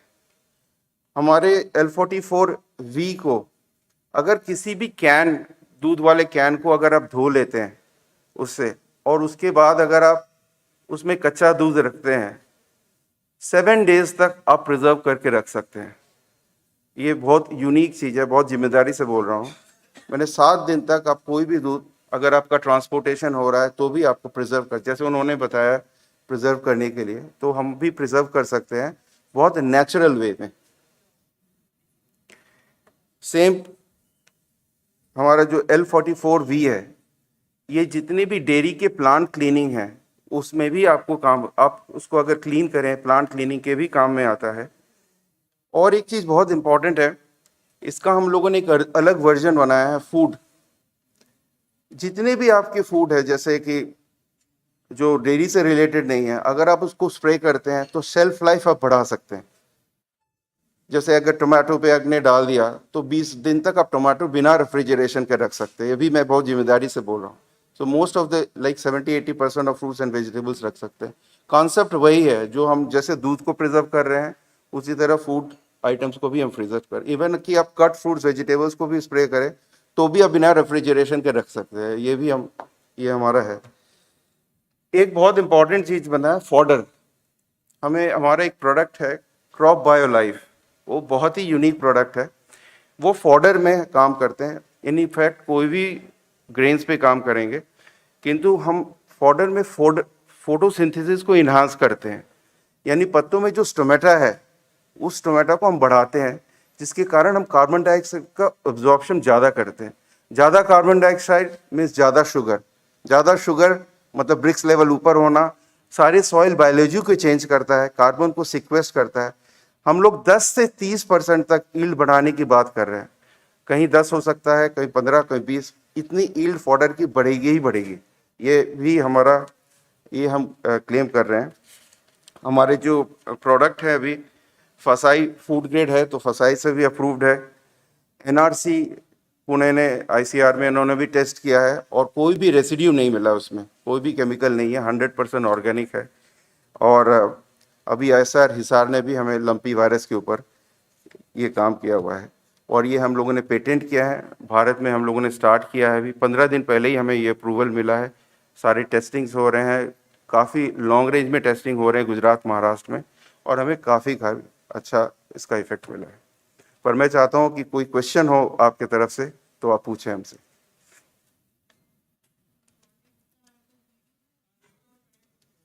सॉरी जी, हाँ वीडियो है, मुझे बताया गया था सिर्फ 10 मिनट ही बोल सकते हैं, मैंने लेके नहीं आया, पर है मेरे पास, मैं वीडियो ट्रांसफ़र कर सकता हूँ। आप अगर अपना कार्ड दे, सारी वीडियो हैं। और मैं जितनी क्वारंटाइन सेंटर है महाराष्ट्र, गुजरात, उनको आप कांटेक्ट कर सकते हैं, उनसे आप पूछ सकते हैं। और बोलते हैं हाथ कंगन को आरती का, तो आप उसको देखें, लोगों से पूछें बेनिफिट है कि नहीं है, वो आप देख सकते हैं। और बाकी जो दूध का मैंने कहा, वो भी मेरे सैंपल्स हम दे रहे हैं बूथ में, आप टेस्ट कर सकते हैं। हमें दूध में भी डालने की ज़रूरत नहीं है। अगर आप किसी यूटेंसिल में, जैसे ग्लास को आपने धो लिया या कैन को धो लिया, आप दूध रख सकते हैं, आप देखिएगा ख़राब नहीं होगा। इसकी कोई साइड इफ़ेक्ट नहीं है, क्योंकि ये ऑर्गेनिक है। ये एक ऐसा मटेरियल है जो बैक्टीरियासाइड है, वायरुसाइड है और फंगिसाइड है, ऑल इन वन। जितनी RNA वायरस है उसको तो सारे बैक्टीरिया को मारता है, सारे RNA वायरस को मारता है और सर्टेन DNA वायरस को मारता है। अभी हम लोग, ऐसा भी हमें लगता है, हमने वो भी टेस्ट नहीं किया है, कि ये रेबीज के ऊपर भी काम करेगा। कॉस्ट इसकी ज़्यादा नहीं है, पर अभी हम लोगों ने स्टार्ट किया, अभी हम लोग मार्केटिंग में उतरे हैं यहाँ पे, और आप लोग का सपोर्ट चाहिए। मैं भी नया आया हूँ इंडिया में, तो आप बताएं हमें। डॉक्टर हाँ साहब, company name and stall number. Booth पता नहीं कौन सी कंपनी से हैं आप? मैं ऑस्टिन लेबोरेटरीज से हूँ। फॉरेन पेविलियन नंबर 2 में है, ऑस्ट्रेलिया पेविलियन में हम लोग हैं। आप लोग जरूर आए, दोनों चीज मैं बता रहा हूँ। फॉडर में हमारा जो मटेरियल है क्रॉप बाय लाइफ, फॉडर में काम करता है। आप घर की तुलसी पत्ती पे भी डाल के चार्ज कर सकते हो, पैडी पे भी कर सकते हो, वीट पे भी कर सकते हो, भुट्टे पे भी कर सकते हो, वो काम करेगा ही करेगा, बिकॉज इसका जो साइंस है वो दूसरा है। बाकी जितने भी लोग करते हैं वो रूट्स पे डालते हैं, हम लीफ पे डालते हैं, बिकॉज फूड जो बनता है प्लांट्स का वो लीफ पे बनता है। और हमारा रिसर्च है स्पेन में जिसमें स्टैब्लिश कर दिया गया है कि एक बार आप स्प्रे करते हैं तो स्टेमेटा बढ़ता ही है, नंबर ऑफ स्टोमेटा जो खुलता है वो ज़्यादा है, इसके कारण कार्बन डाइऑक्साइड ज़्यादा एब्जॉर्ब होता है। तो ये तो हम गारंटी, और कॉस्ट भी कुछ नहीं है, मतलब इफेक्टिव है। अगर आप हेक्टेयर पे लेते हैं एकड़ में तो 700 रुपये हेक्टेयर का लगता है एक स्प्रे, 2 स्प्रे से ज़्यादा हमें ज़रूरत भी नहीं है, दैट्स ऑल। 2 स्प्रे से ज़्यादा ज़रूरत ही नहीं है। बाकी आप जैविक करें, ऑर्गेनिक करें या केमिकल से करें, उसमें भी फर्क नहीं पड़ता आपको। मतलब आपको 5 से 10 दिन के अंदर आपको ब्रिक्स लेवल मिलेगा बढ़ते हुए, ये भी है, मैं आपको गारंटी करता हूँ।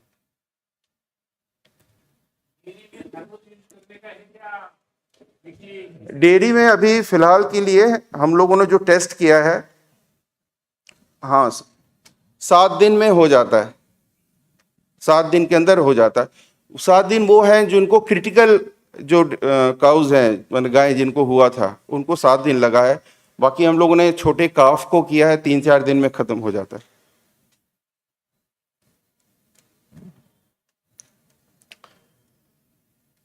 और किसी का कोई सवाल हो? So thank you very much doctor साहब।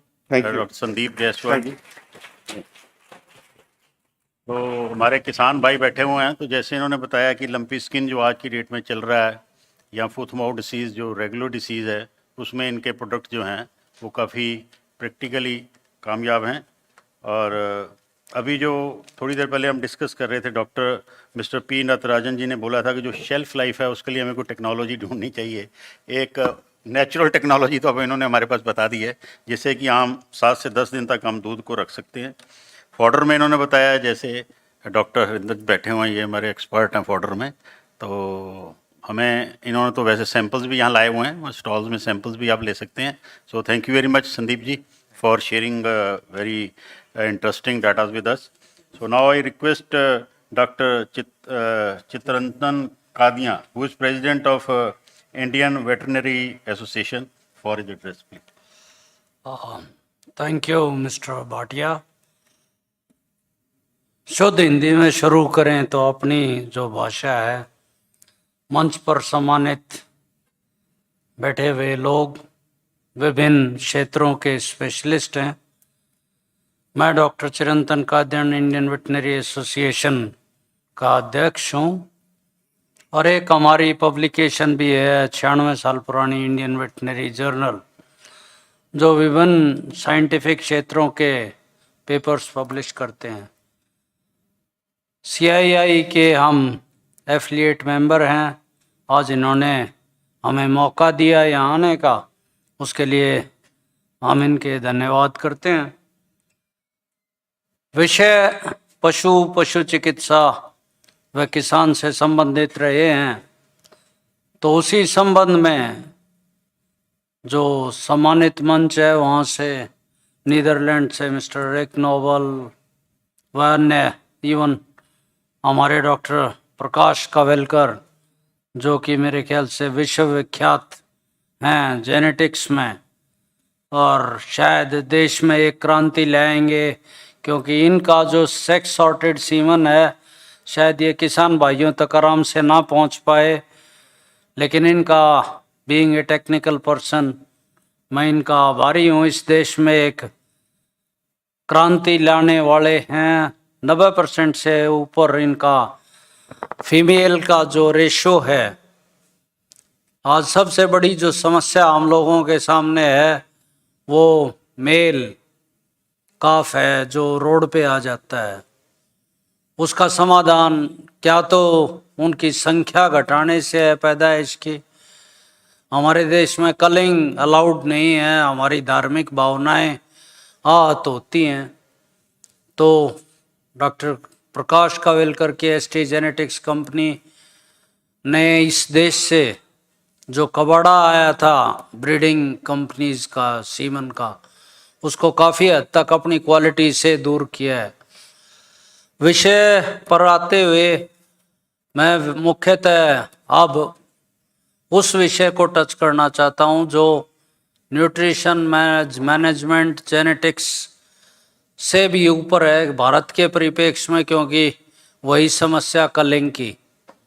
तो समस्या है कि जो गोवंश या जो पशुधन हमारा नकारा हो जाता है ब्रीडिंग वेटनरी एड सब के बाद, उसका क्या किया जाए। स्ट्रे कैटल मैनेजमेंट एक बहुत बड़ी समस्या है। रोड पे जो पशु नज़र आते हैं, दिल सबका आहत होता है लेकिन कर कोई कुछ नहीं पा रहा। हर एक राज्य सरकार फेल हो रही है, फसलों की तबाही हो रही है।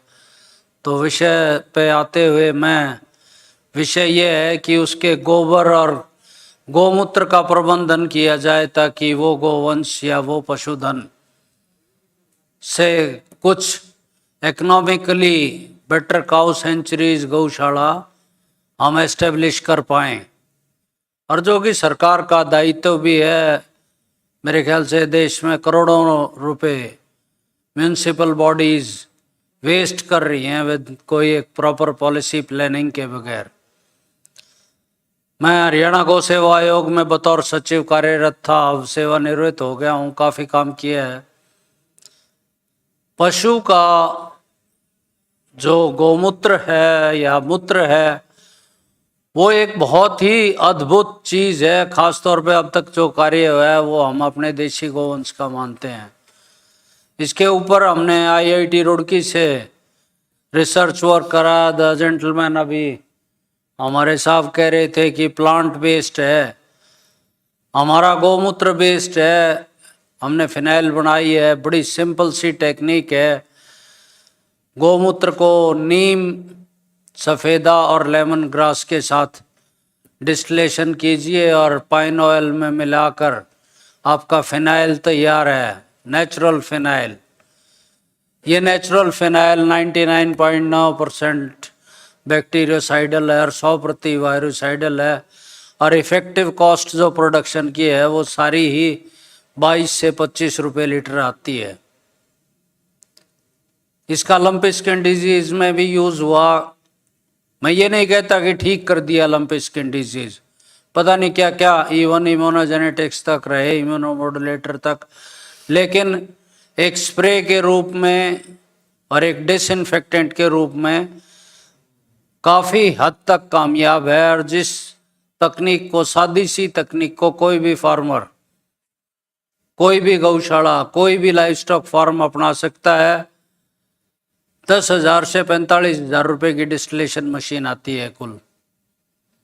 गोमूत्र अर्क तैयार कीजिए, पाइन ऑयल के साथ उसको मिलाइए, आपका डिसइंफेक्टेंट तैयार है। दूसरी समस्या जो गोबर सीवरेज ब्लॉक कर देती है, मीथेन गैस, कार्बन डाइऑक्साइड, पता नहीं क्या क्या देश पर आरोप भी लगते हैं। उसका समाधान, इफेक्टिव समाधान जो कर पाए, ये जो मंच है CII का, यहाँ उद्योगपति भी हैं, विभिन्न कंपनियों के भी हैं। जो गोबर है उसकी बड़ी, सब लोग खासतौर पर पंजाब और हरियाणा त्रस्त हैं केमिकल से। पहला जैसे मैंने फिनाइल का बताया था, एक अनटच्ड इंडस्ट्री है, क्योंकि वो जो भी फिनाइल आप यूज़ कर रहे हैं, चाहे घरों में यूज़ कर रहे हैं, हमारे घरों की जो मालकिन है वो टॉयलेट क्लीनर है बेसिकली। हमारा जो स्वीपर वर्ग है, हाउस कीपिंग वर्ग है, जो केमिकल फिनाइल है उसमें DDT होती है, वो सीवरेज में जा रही है, आपकी धरती माता को पोल्यूट कर रही है।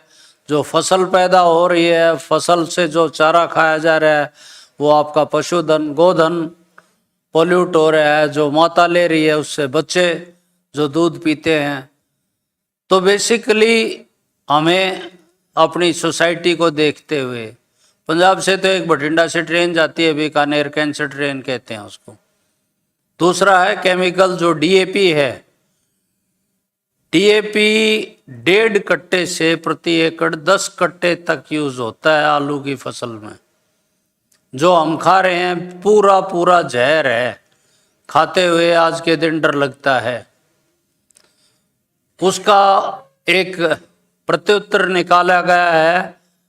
अब हमने हरियाणा गौ सेवा आयोग में तो काम करके गौ तत्व प्रोम फॉस्फेट रिच ऑर्गेनिक मैन्योर, बड़ी सादी सी तकनीक है, ना उसमें सिटी मड प्रेस है, ना सिटी वेस्ट है, कोई हैवी मेटल्स नहीं है, आपका गोबर है जो पशुधन ने 24 घंटे में आपको तैयार दे दिया। उस गोबर के अंदर आपको रॉक फॉस्फेट और सिंपल अपने जो जीवामृत घन जीवामृत हैं उनसे परिष्कृत करके वो प्रोम तैयार किया गया है। उसकी chemical analysis Punjab agriculture university Ludhiana, Haryana agriculture university Hisar, IARI Pusa, Shri Ram research institute, even national centre of organic farming से सैंपलिंग करवाकर जो प्रोम के जो फर्टिलाइजर कंट्रोल ऑर्डर है 1985 उसके अनुरूपता पाई गई। उससे आगे बढ़ते हुए हमने उसकी फील्ड ट्रायल कराई। फील्ड ट्रायल HAU में तो कपास पर चल रही हैं जो काफ़ी स्टडी क्रॉप है, और IIT दिल्ली से हमने भिंडी जो काफ़ी संवेदनशील है उस पर करवाया, तो करीब 1.25 कट्टा प्रोम का 1 कट्टा DAP के मानकों को करता है, और 3 साल में भूमि को, क्योंकि उसमें माइक्रो ऑर्गेनिज्म है, वापस उसी उपजाऊ शक्ति पे ले आता है जो क्रस्ट ऑलरेडी फॉर्म हो रहा है फॉस्फोरस का, उसको ख़त्म करते हुए वापस वही है कि क्या हम इस पशुधन को सारे टेक्निक्स के बाद जो फेल पशुधन हो गया उसका इफेक्टिव यूज करना है। CBG प्लांट है, गोबर गैस का प्लांट, देश के नीति निर्धारक किसान तक पहुंचे नहीं, किसान की समस्या को नहीं जाना। पिछले 35 साल से गोबर गैस प्लांट पे सब्सिडी दे के और खा खू के पैसा खुर्द-बुर्द करके उसी हालत में वापस लौटे क्या किसान को। अब वो स्कीम विड्रॉ कर ली है। गोबर गैस प्लांट लगाइए, बढ़िया स्तर के हैं। करनाल में लगाया, एक अमृत फर्टिलाइजर ने लगाया, 100 मेट्रिक टन डेली गोबर का वो परीक्षण कर रहा है, और उसमें से वो गैस एक फाउंड्री को दे रहा है, ज्वलनशील है। कम्युनिटी के लिए गोवर्धन स्कीम चलाई थी भारत सरकार ने, बड़ी एम्बिशियस स्कीम है, 100% सब्सिडी की। मेरे ख्याल से 5 या 4 प्लांट आज तक लगे हैं। जन सहभागिता बहुत ज़रूरी है। CBG एक प्रोडक्ट है। गोबर से प्राकृतिक पेंट बनता है। Kumarappa and paper craft institute Jaipur की खादी विलेज इंडस्ट्री का एक वो उपक्रम है। उस पेंट में 30% गोबर यूज होता है।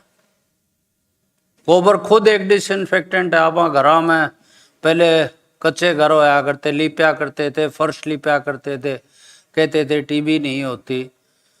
उसका एक बड़ा सोफिस्टिकेटेड प्रतिरूप अब पेंट के रूप में आया है। हरियाणा गौ सेवा आयोग ने बनाया भी है। इवन बच्चे चाट ले तो भी कोई नुकसान नहीं। तो वापस जाना तो हमें वही ऑर्गेनिक की तरफ है। उसी वापस उन्हीं विधियों तक जाना पड़ेगा। रही बेहतर जो टेक्निक्स हैं, मेरे ख्याल से मैं आज इस मंच से डॉक्टर प्रकाश का धन्यवादी भी हूँ। और इस तरह की टेक्निक्स हरियाणा पंजाब जरूर बना सकता है। और 200 रुपये में सेक्स सॉर्टेड सीमन कोई महंगा नहीं है। एक काफ भी अगर आपके पास जेनेटिक मेकअप का निकल आता है तो 1 लाख रुपए का तो आपका काफ एक दिन का है। तो इन्हीं सब मुद्दों के साथ और CII और ये जो इंडस्ट्री के लोग यहाँ बैठे हैं, ये इस विषय पर भी सोचें कि हमें उस गोधन, उस पशुधन की उस समस्या का भी निवारण करें ताकि वो सड़क पे ना आए। सड़क पे अगर पशु आ जाता है और एक्सीडेंट होते हैं हमारे हाईवेज पे सबसे ज़्यादा, तो जिस परिवार में एक ही सदस्य है वो सदस्य चला जाता है तो बहुत ही मुश्किल का काम है। और इस समस्या से सभी लोग, आप खास तौर पे जो भी रोड पे चलते हैं सब अवगत हैं। तो विषय है विचार का CSR कंपोनेंट से फंडिंग का, और CII को ऐसे मंच, अब मैडम कह रही थी दीप्ति हिंदी में बोलो अंग्रेजी में बोलो, सबकी अपनी अलग अलग है। अगर अलग अलग मंच अलग अलग दर्शकगण होते तो it would have been much better. मैं पुनः आयोजकों का धन्यवाद करते हुए और सभी से अनुरोध करूंगा कि गौशालाओं को एक उद्योग के रूप में तैयार करने में अपना सहयोग दें। किसी को कोई प्रश्न हो तो प्रश्न मैं आमंत्रित करता हूं।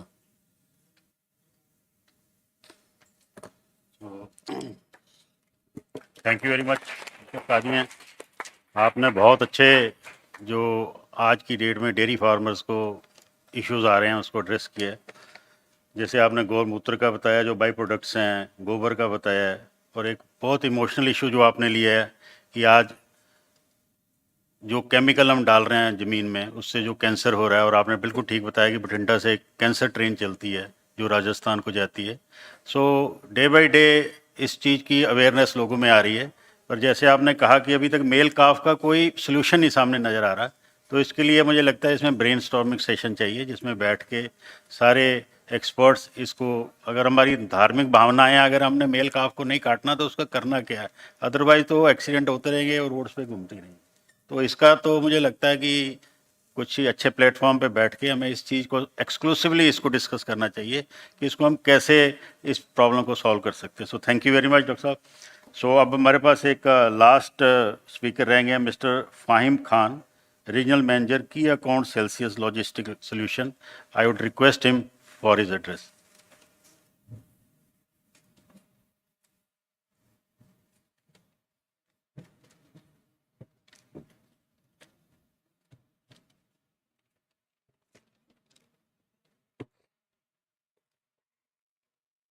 नमस्कार, गुड आफ्टरनून एवरीवन।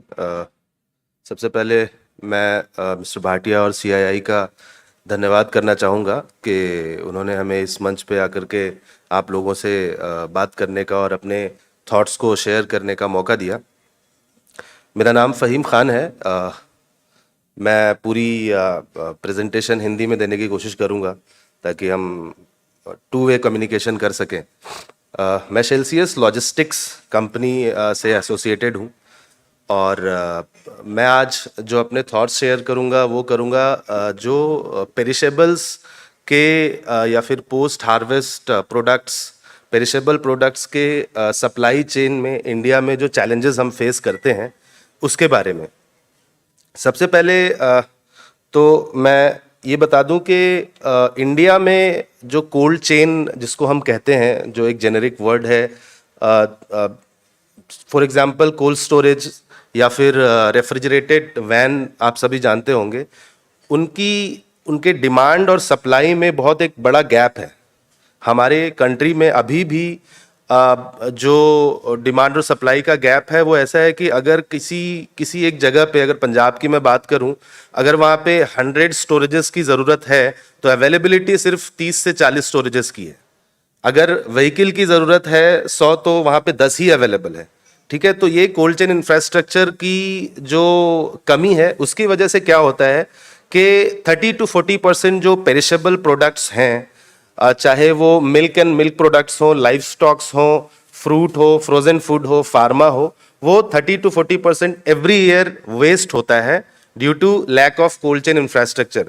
ये national centre of cold chain development, एक मिनिस्ट्री ऑफ एग्रीकल्चर का डिपार्टमेंट है, ये उनका डेटा है कि 30 to 40% हर साल लॉस होता है due to cold chain infrastructure. ठीक है, तो अभी हम क्या कर रहे हैं, सेल्सियस लॉजिस्टिक के माध्यम से हमने एक प्लेटफॉर्म क्रिएट किया है, ऑनलाइन प्लेटफॉर्म। ठीक है, जो सिंपल किसी और दूसरे मोबाइल एप्लीकेशन की तरह है जो हमारे फ़ोन में है। जैसे आप मूवी टिकट बुक करने के लिए या बस बुक करने के लिए रेड बस ऐप यूज़ करते हो, या कैब बुक करने के लिए ओला और उबर ऐप यूज़ करते हो, उसी तरीके से हमने सेल्सियस शिपर और ट्रांसपोर्टर ऐप बनाया है। उसके माध्यम से आप क्या कर सकते हो कि पूरे इंडिया में कहीं भी आप व्हीकल बुक कर सकते हो। अभी जो इंडिया में ट्रेडिशनल जो वे है कोल्ड स्टोरेज या फिर रिफर ट्रक बुक करने का, वो क्या है कि आपके पास एज अ डेयरी फार्मर आपको आपके जो डेयरी प्रोडक्ट्स होते होंगे, आप प्रोडक्शन पॉइंट पे प्रोड्यूस तो करते होगे, बट कंजम्पशन तो उसका पूरे इंडिया में आपको उसको डिस्ट्रीब्यूट करना रहता होगा। तो उसके लिए आपको पता नहीं होता कि व्हीकल अवेलेबल कहाँ पे है, कोल्ड स्टोरेज अवेलेबल कहाँ पे है। तो यू स्टार्ट गेटिंग के कॉल करते हैं हम ट्रांसपोर्टर्स को, पता करते हैं, उसमें आपको कंपेटिटिव रेट नहीं मिल पाता है, टाइम पे गाड़ियां नहीं मिल पाती है। उसकी वजह से क्या होता है कि आपका जो वो कॉस्ट है वो इंक्रीज होता जाता है। ठीक है, टाइम पे चीजें मिल नहीं पाती हैं। और जो ये पेरिशेबल प्रोडक्ट्स होते हैं ये बहुत टेम्परेचर सेंसिटिव होते हैं, शेल्फ लाइफ इनकी बहुत कम होती है। अभी हम शेल्फ लाइफ की बात कर रहे थे, उसको इंक्रीज कैसे करते हैं, बट ड्यूरिंग ट्रांसपोर्टेशन और आपने प्रोड्यूस कर लिया, बट उसकी शेल्फ लाइफ इतनी लिमिटेड है और उस आपको टाइम पे अगर ट्रांसपोर्टेशन नहीं मिल पा रहा है तो वो एंड यूजर तक पहुंचने में डिले होगा और बहुत संभावना है कि आपके जो प्रोडक्ट है वो वेस्ट हो सकते हैं। ठीक है, तो इस ऐप के थ्रू हम कोशिश ये कर रहे हैं कि जो भी प्रोड्यूसर्स हैं, जो भी मैन्युफैक्चरर्स हैं ऐसे प्रोडक्ट्स के, जो पेरिशेबल प्रोडक्ट्स हैं, उनको टाइम पे सबसे पहले तो सर्विसेज मिलनी चाहिए। उसके लिए हमने ये ऐप बनाया है। आप उस ऐप पे जाकर के लॉग इन करके अपनी रिक्वायरमेंट डाल के और वहां पे सर्विस आप हायर कर सकते हो।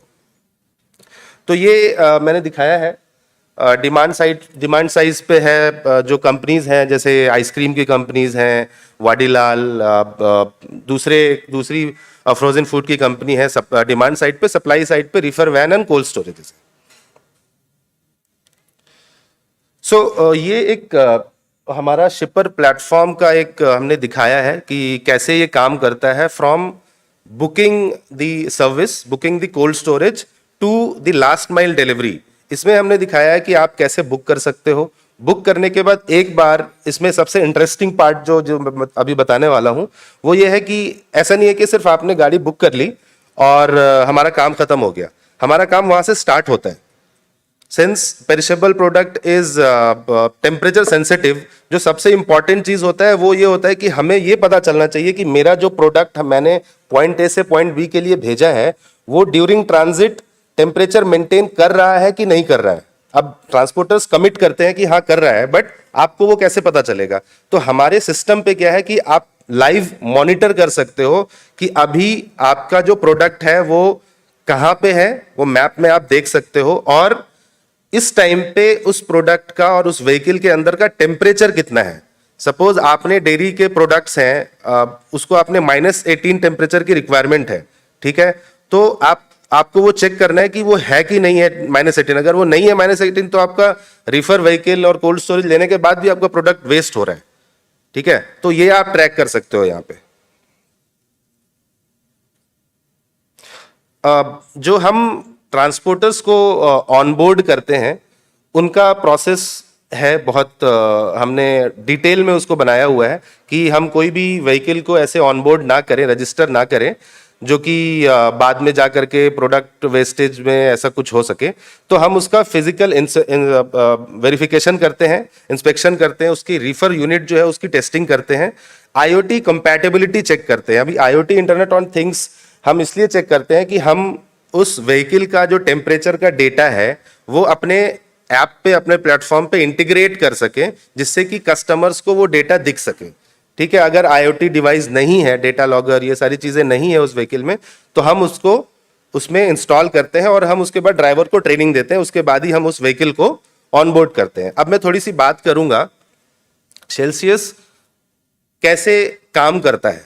ठीक है, हमने जो प्लेटफॉर्म बनाया है उस पे हमने क्या किया है, इंडिया के जो भी ट्रांसपोर्टर्स हैं उनको हमने अपने सिस्टम पे रजिस्टर कर लिया है, उनकी गाड़ियों को रजिस्टर कर लिया है। ठीक है, और जितने भी जो इंटरेस्टेड कस्टमर हैं, जो हमारे साथ काम करना चाहते हैं, जो शिपर्स हैं, जो डेयरी कंपनीज हैं, आइसक्रीम कंपनीज जो हमारे साथ काम करना चाहते हैं, हमने उनको भी अपने सिस्टम पे रजिस्टर किया है, ऑनबोर्ड किया है, और हमने उनको एक उनके अकाउंट का लॉगिन आईडी और पासवर्ड दिया हुआ है। ठीक है, वो लॉगिन करके उनको जब रिक्वायरमेंट होती है तब वो रिक्वायरमेंट वहां पे उस ऐप पे डालते हैं, और वो जो रिक्वायरमेंट है वो पास ऑन कर दी जाती है जितने भी ट्रांसपोर्टर हमारे प्लेटफॉर्म पे रजिस्टर है उनको। फॉर एग्जांपल, अभी चंडीगढ़ की कोई डेयरी प्रोडक्ट्स की कंपनी है, उनको कोई रिक्वायरमेंट है, उन्होंने वो ऐप पे डाला, हमारे पास जितने भी ट्रांसपोर्टर है सबके पास वो रिक्वायरमेंट चली गई। अब जिसकी भी व्हीकल इस लोकेशन पे अवेलेबल है वो उस रिक्वायरमेंट को एक्सेप्ट कर सकता है ऐप के ऊपर और व्हीकल प्लेस कर सकता है, बस सिंपल ये प्रोसेस है।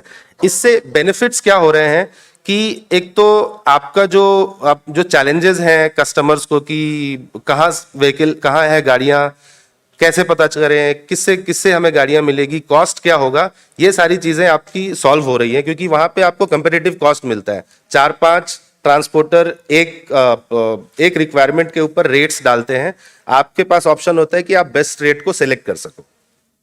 तो एक ये चैलेंज आपका खत्म हो रहा है। दूसरा, आपको टाइम पे गाड़ियां मिल रही हैं। तीसरा, आप लाइव मॉनिटर कर पा रहे हो। ये कुछ सिंपल स्टेप्स हैं जिसके बारे में मैंने अभी बात की। लॉगिन करके उसके बाद आप अपनी रिक्वायरमेंट को पोस्ट कर सकते हो, बिड्स आपके पास आएंगे, वो बिड्स को आप एक्सेप्ट करोगे, उसके बाद लाइव मॉनिटर करोगे। ये कुछ लास्ट माइल के ऑपरेशंस भी हम करते हैं। लास्ट माइल ऑपरेशंस मतलब जो एंड यूजर तक हम डिलीवर करते हैं उसके लिए हम छोटी गाड़ियां और इनफैक्ट हम बाइक्स भी यूज करते हैं डिलीवर करने के लिए।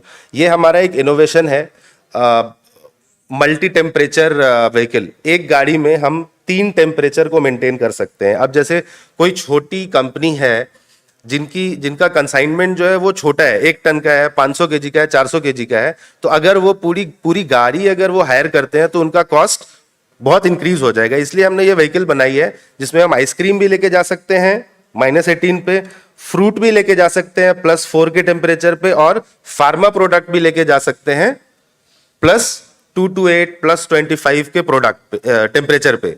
ठीक है, ये बनाने का हमारा मकसद ये था कि जो छोटे यूजर्स हैं, छोटी कंपनीज हैं, उनको पूरी गाड़ी नहीं हायर करनी पड़े, वो पार्ट लोड में अपने प्रोडक्ट को ट्रांसपोर्ट कर सकते हैं। Thank you so much. अगर किसी को कोई क्वेश्चन है तो आप प्लीज पूछ सकते हैं। यस मैम,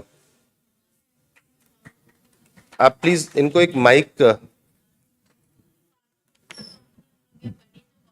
बनवाई है अपने SFSC प्रोजेक्ट के तहत, तो हमारे पास पैक हाउस भी है, व्हीकल्स भी है, जी, बट जी। हमारे खाली है कि हमारे पास कुछ मार्केट ही नहीं है, हम क्या करें? अच्छा, तो उस इसमें हम ये कर सकते हैं, हमारा स्टॉल है यहाँ पे जी। हॉल 2 में।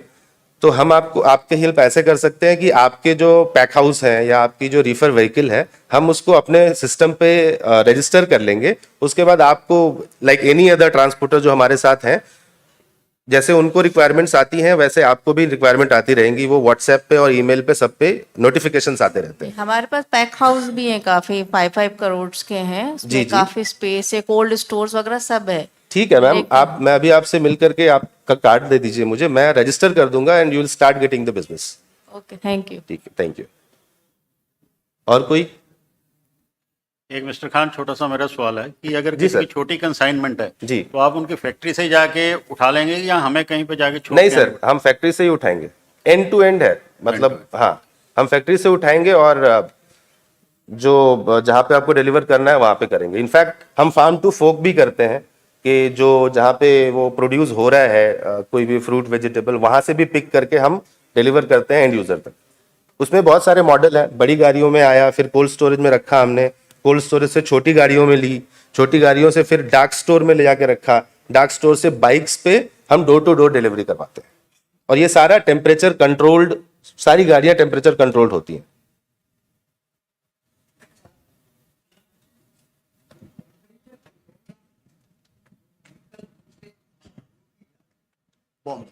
वेस्टेज हो जाए तो क्लेम कौन दे?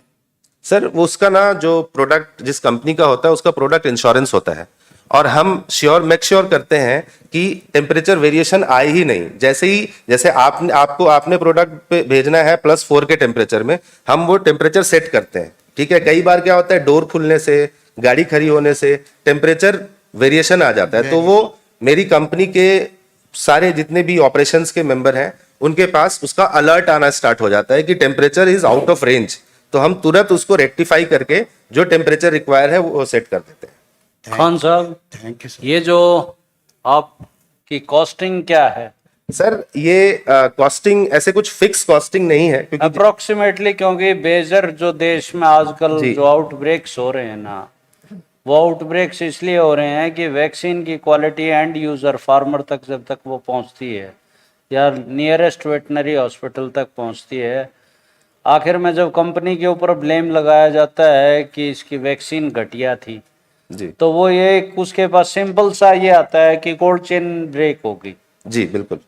Almost you are a perfect answer to that. क्यों कि वैक्सीन जो आपने कहा कि हम मोटरसाइकिल पर भी डिलीवर करते हैं, विभिन्न प्रदेश सरकार आराम से कुछ पैसा पार्ट कर सकती हैं या कॉन्ट्रैक्ट्स में ले सकती हैं, क्योंकि आप अंदाजा नहीं लगाएंगे कि वैक्सीन की कितनी बड़ी मार्केट है इस देश में। जी सर। और अब तो 10,000 करोड़ तो सिर्फ वैक्सीन के लिए NADCP में दिए गए हैं। तो आपको सुझाव भी है एज ए बिजनेस पार्टनर कि आप प्रदेश सरकारों को, जी सर। खास तौर पे पशुपालन विभागों को अपने बारे में बताएं कि हम ये डिलीवरी इस रेट्स पे दे सकते हैं, और सभी बायोलॉजिकल्स से कोल्ड चेन मेंटेन करने के बड़े सख्त आदेश हैं। जी सर। तो अगर उसको मॉनिटरिंग आपकी मोबाइल ऐप से हो सकती है तो it will be a better suggestion for you people कि बायोलॉजिकल्स और प्रदेश सरकारों को कम से कम अपने बारे में अवगत कराएं, ताकि किसान को वैक्सीन कम से कम बढ़िया, उसके बाद कसूरवार क्या तो किसान या डॉक्टर रह जाएगा। बहुत बहुत धन्यवाद सर आपका। आपके इन पॉइंट्स को मैं ज़रूर कंसीडर करूंगा और अपने मैनेजमेंट के तक पहुंचाऊंगा, और आपसे भी सपोर्ट की गुजारिश करूंगा कि जब भी ऐसा कुछ हो तो आप सुझाव देते रहें। सपोर्ट क्या, we can provide you a platform. IVA की कोई भी कॉन्फ्रेंसेज होती हैं। Yes sir. We are holding a conference on December 11th at Goa. Okay. तो आप पार्टिसिपेट कीजिए। It is a policy planner वहाँ आएंगे, और सबसे बड़ी समस्या है कोल्ड चेन की। Understood sir. ठीक है sir. Thank you so much. Thank you, Khan Saab. And now is the time to conclude the session. So in the last, on the behalf of CII and on my personal behalf, special thanks to Mr. Rick Noble for his special address and offering hand-holding support to Indian dairy farmers. I would like to place on record our deep gratitude and thanks all the panelists for sharing their worthwhile experience and valuable months for improving herd profitability, how nutrition can play a role in increasing profitability, then importance of livestock management, health of herd commercially, as Dr. Jaiswal told us about the lumpy skin disease and foot mouth disease alternates with them. Then animal care practices for low GHG emissions, cold chain infrastructure, as he just spoken about it. So I hope farmers community as well as corporate sector, those who are engaged in dairy sector will be immense benefited from today's dialogue. My sincere thanks to all the participants, media, and particularly representative of dairy industry and cooperative societies. Thank you very much once again, and I request everyone to kindly join us for lunch. Thank you very much.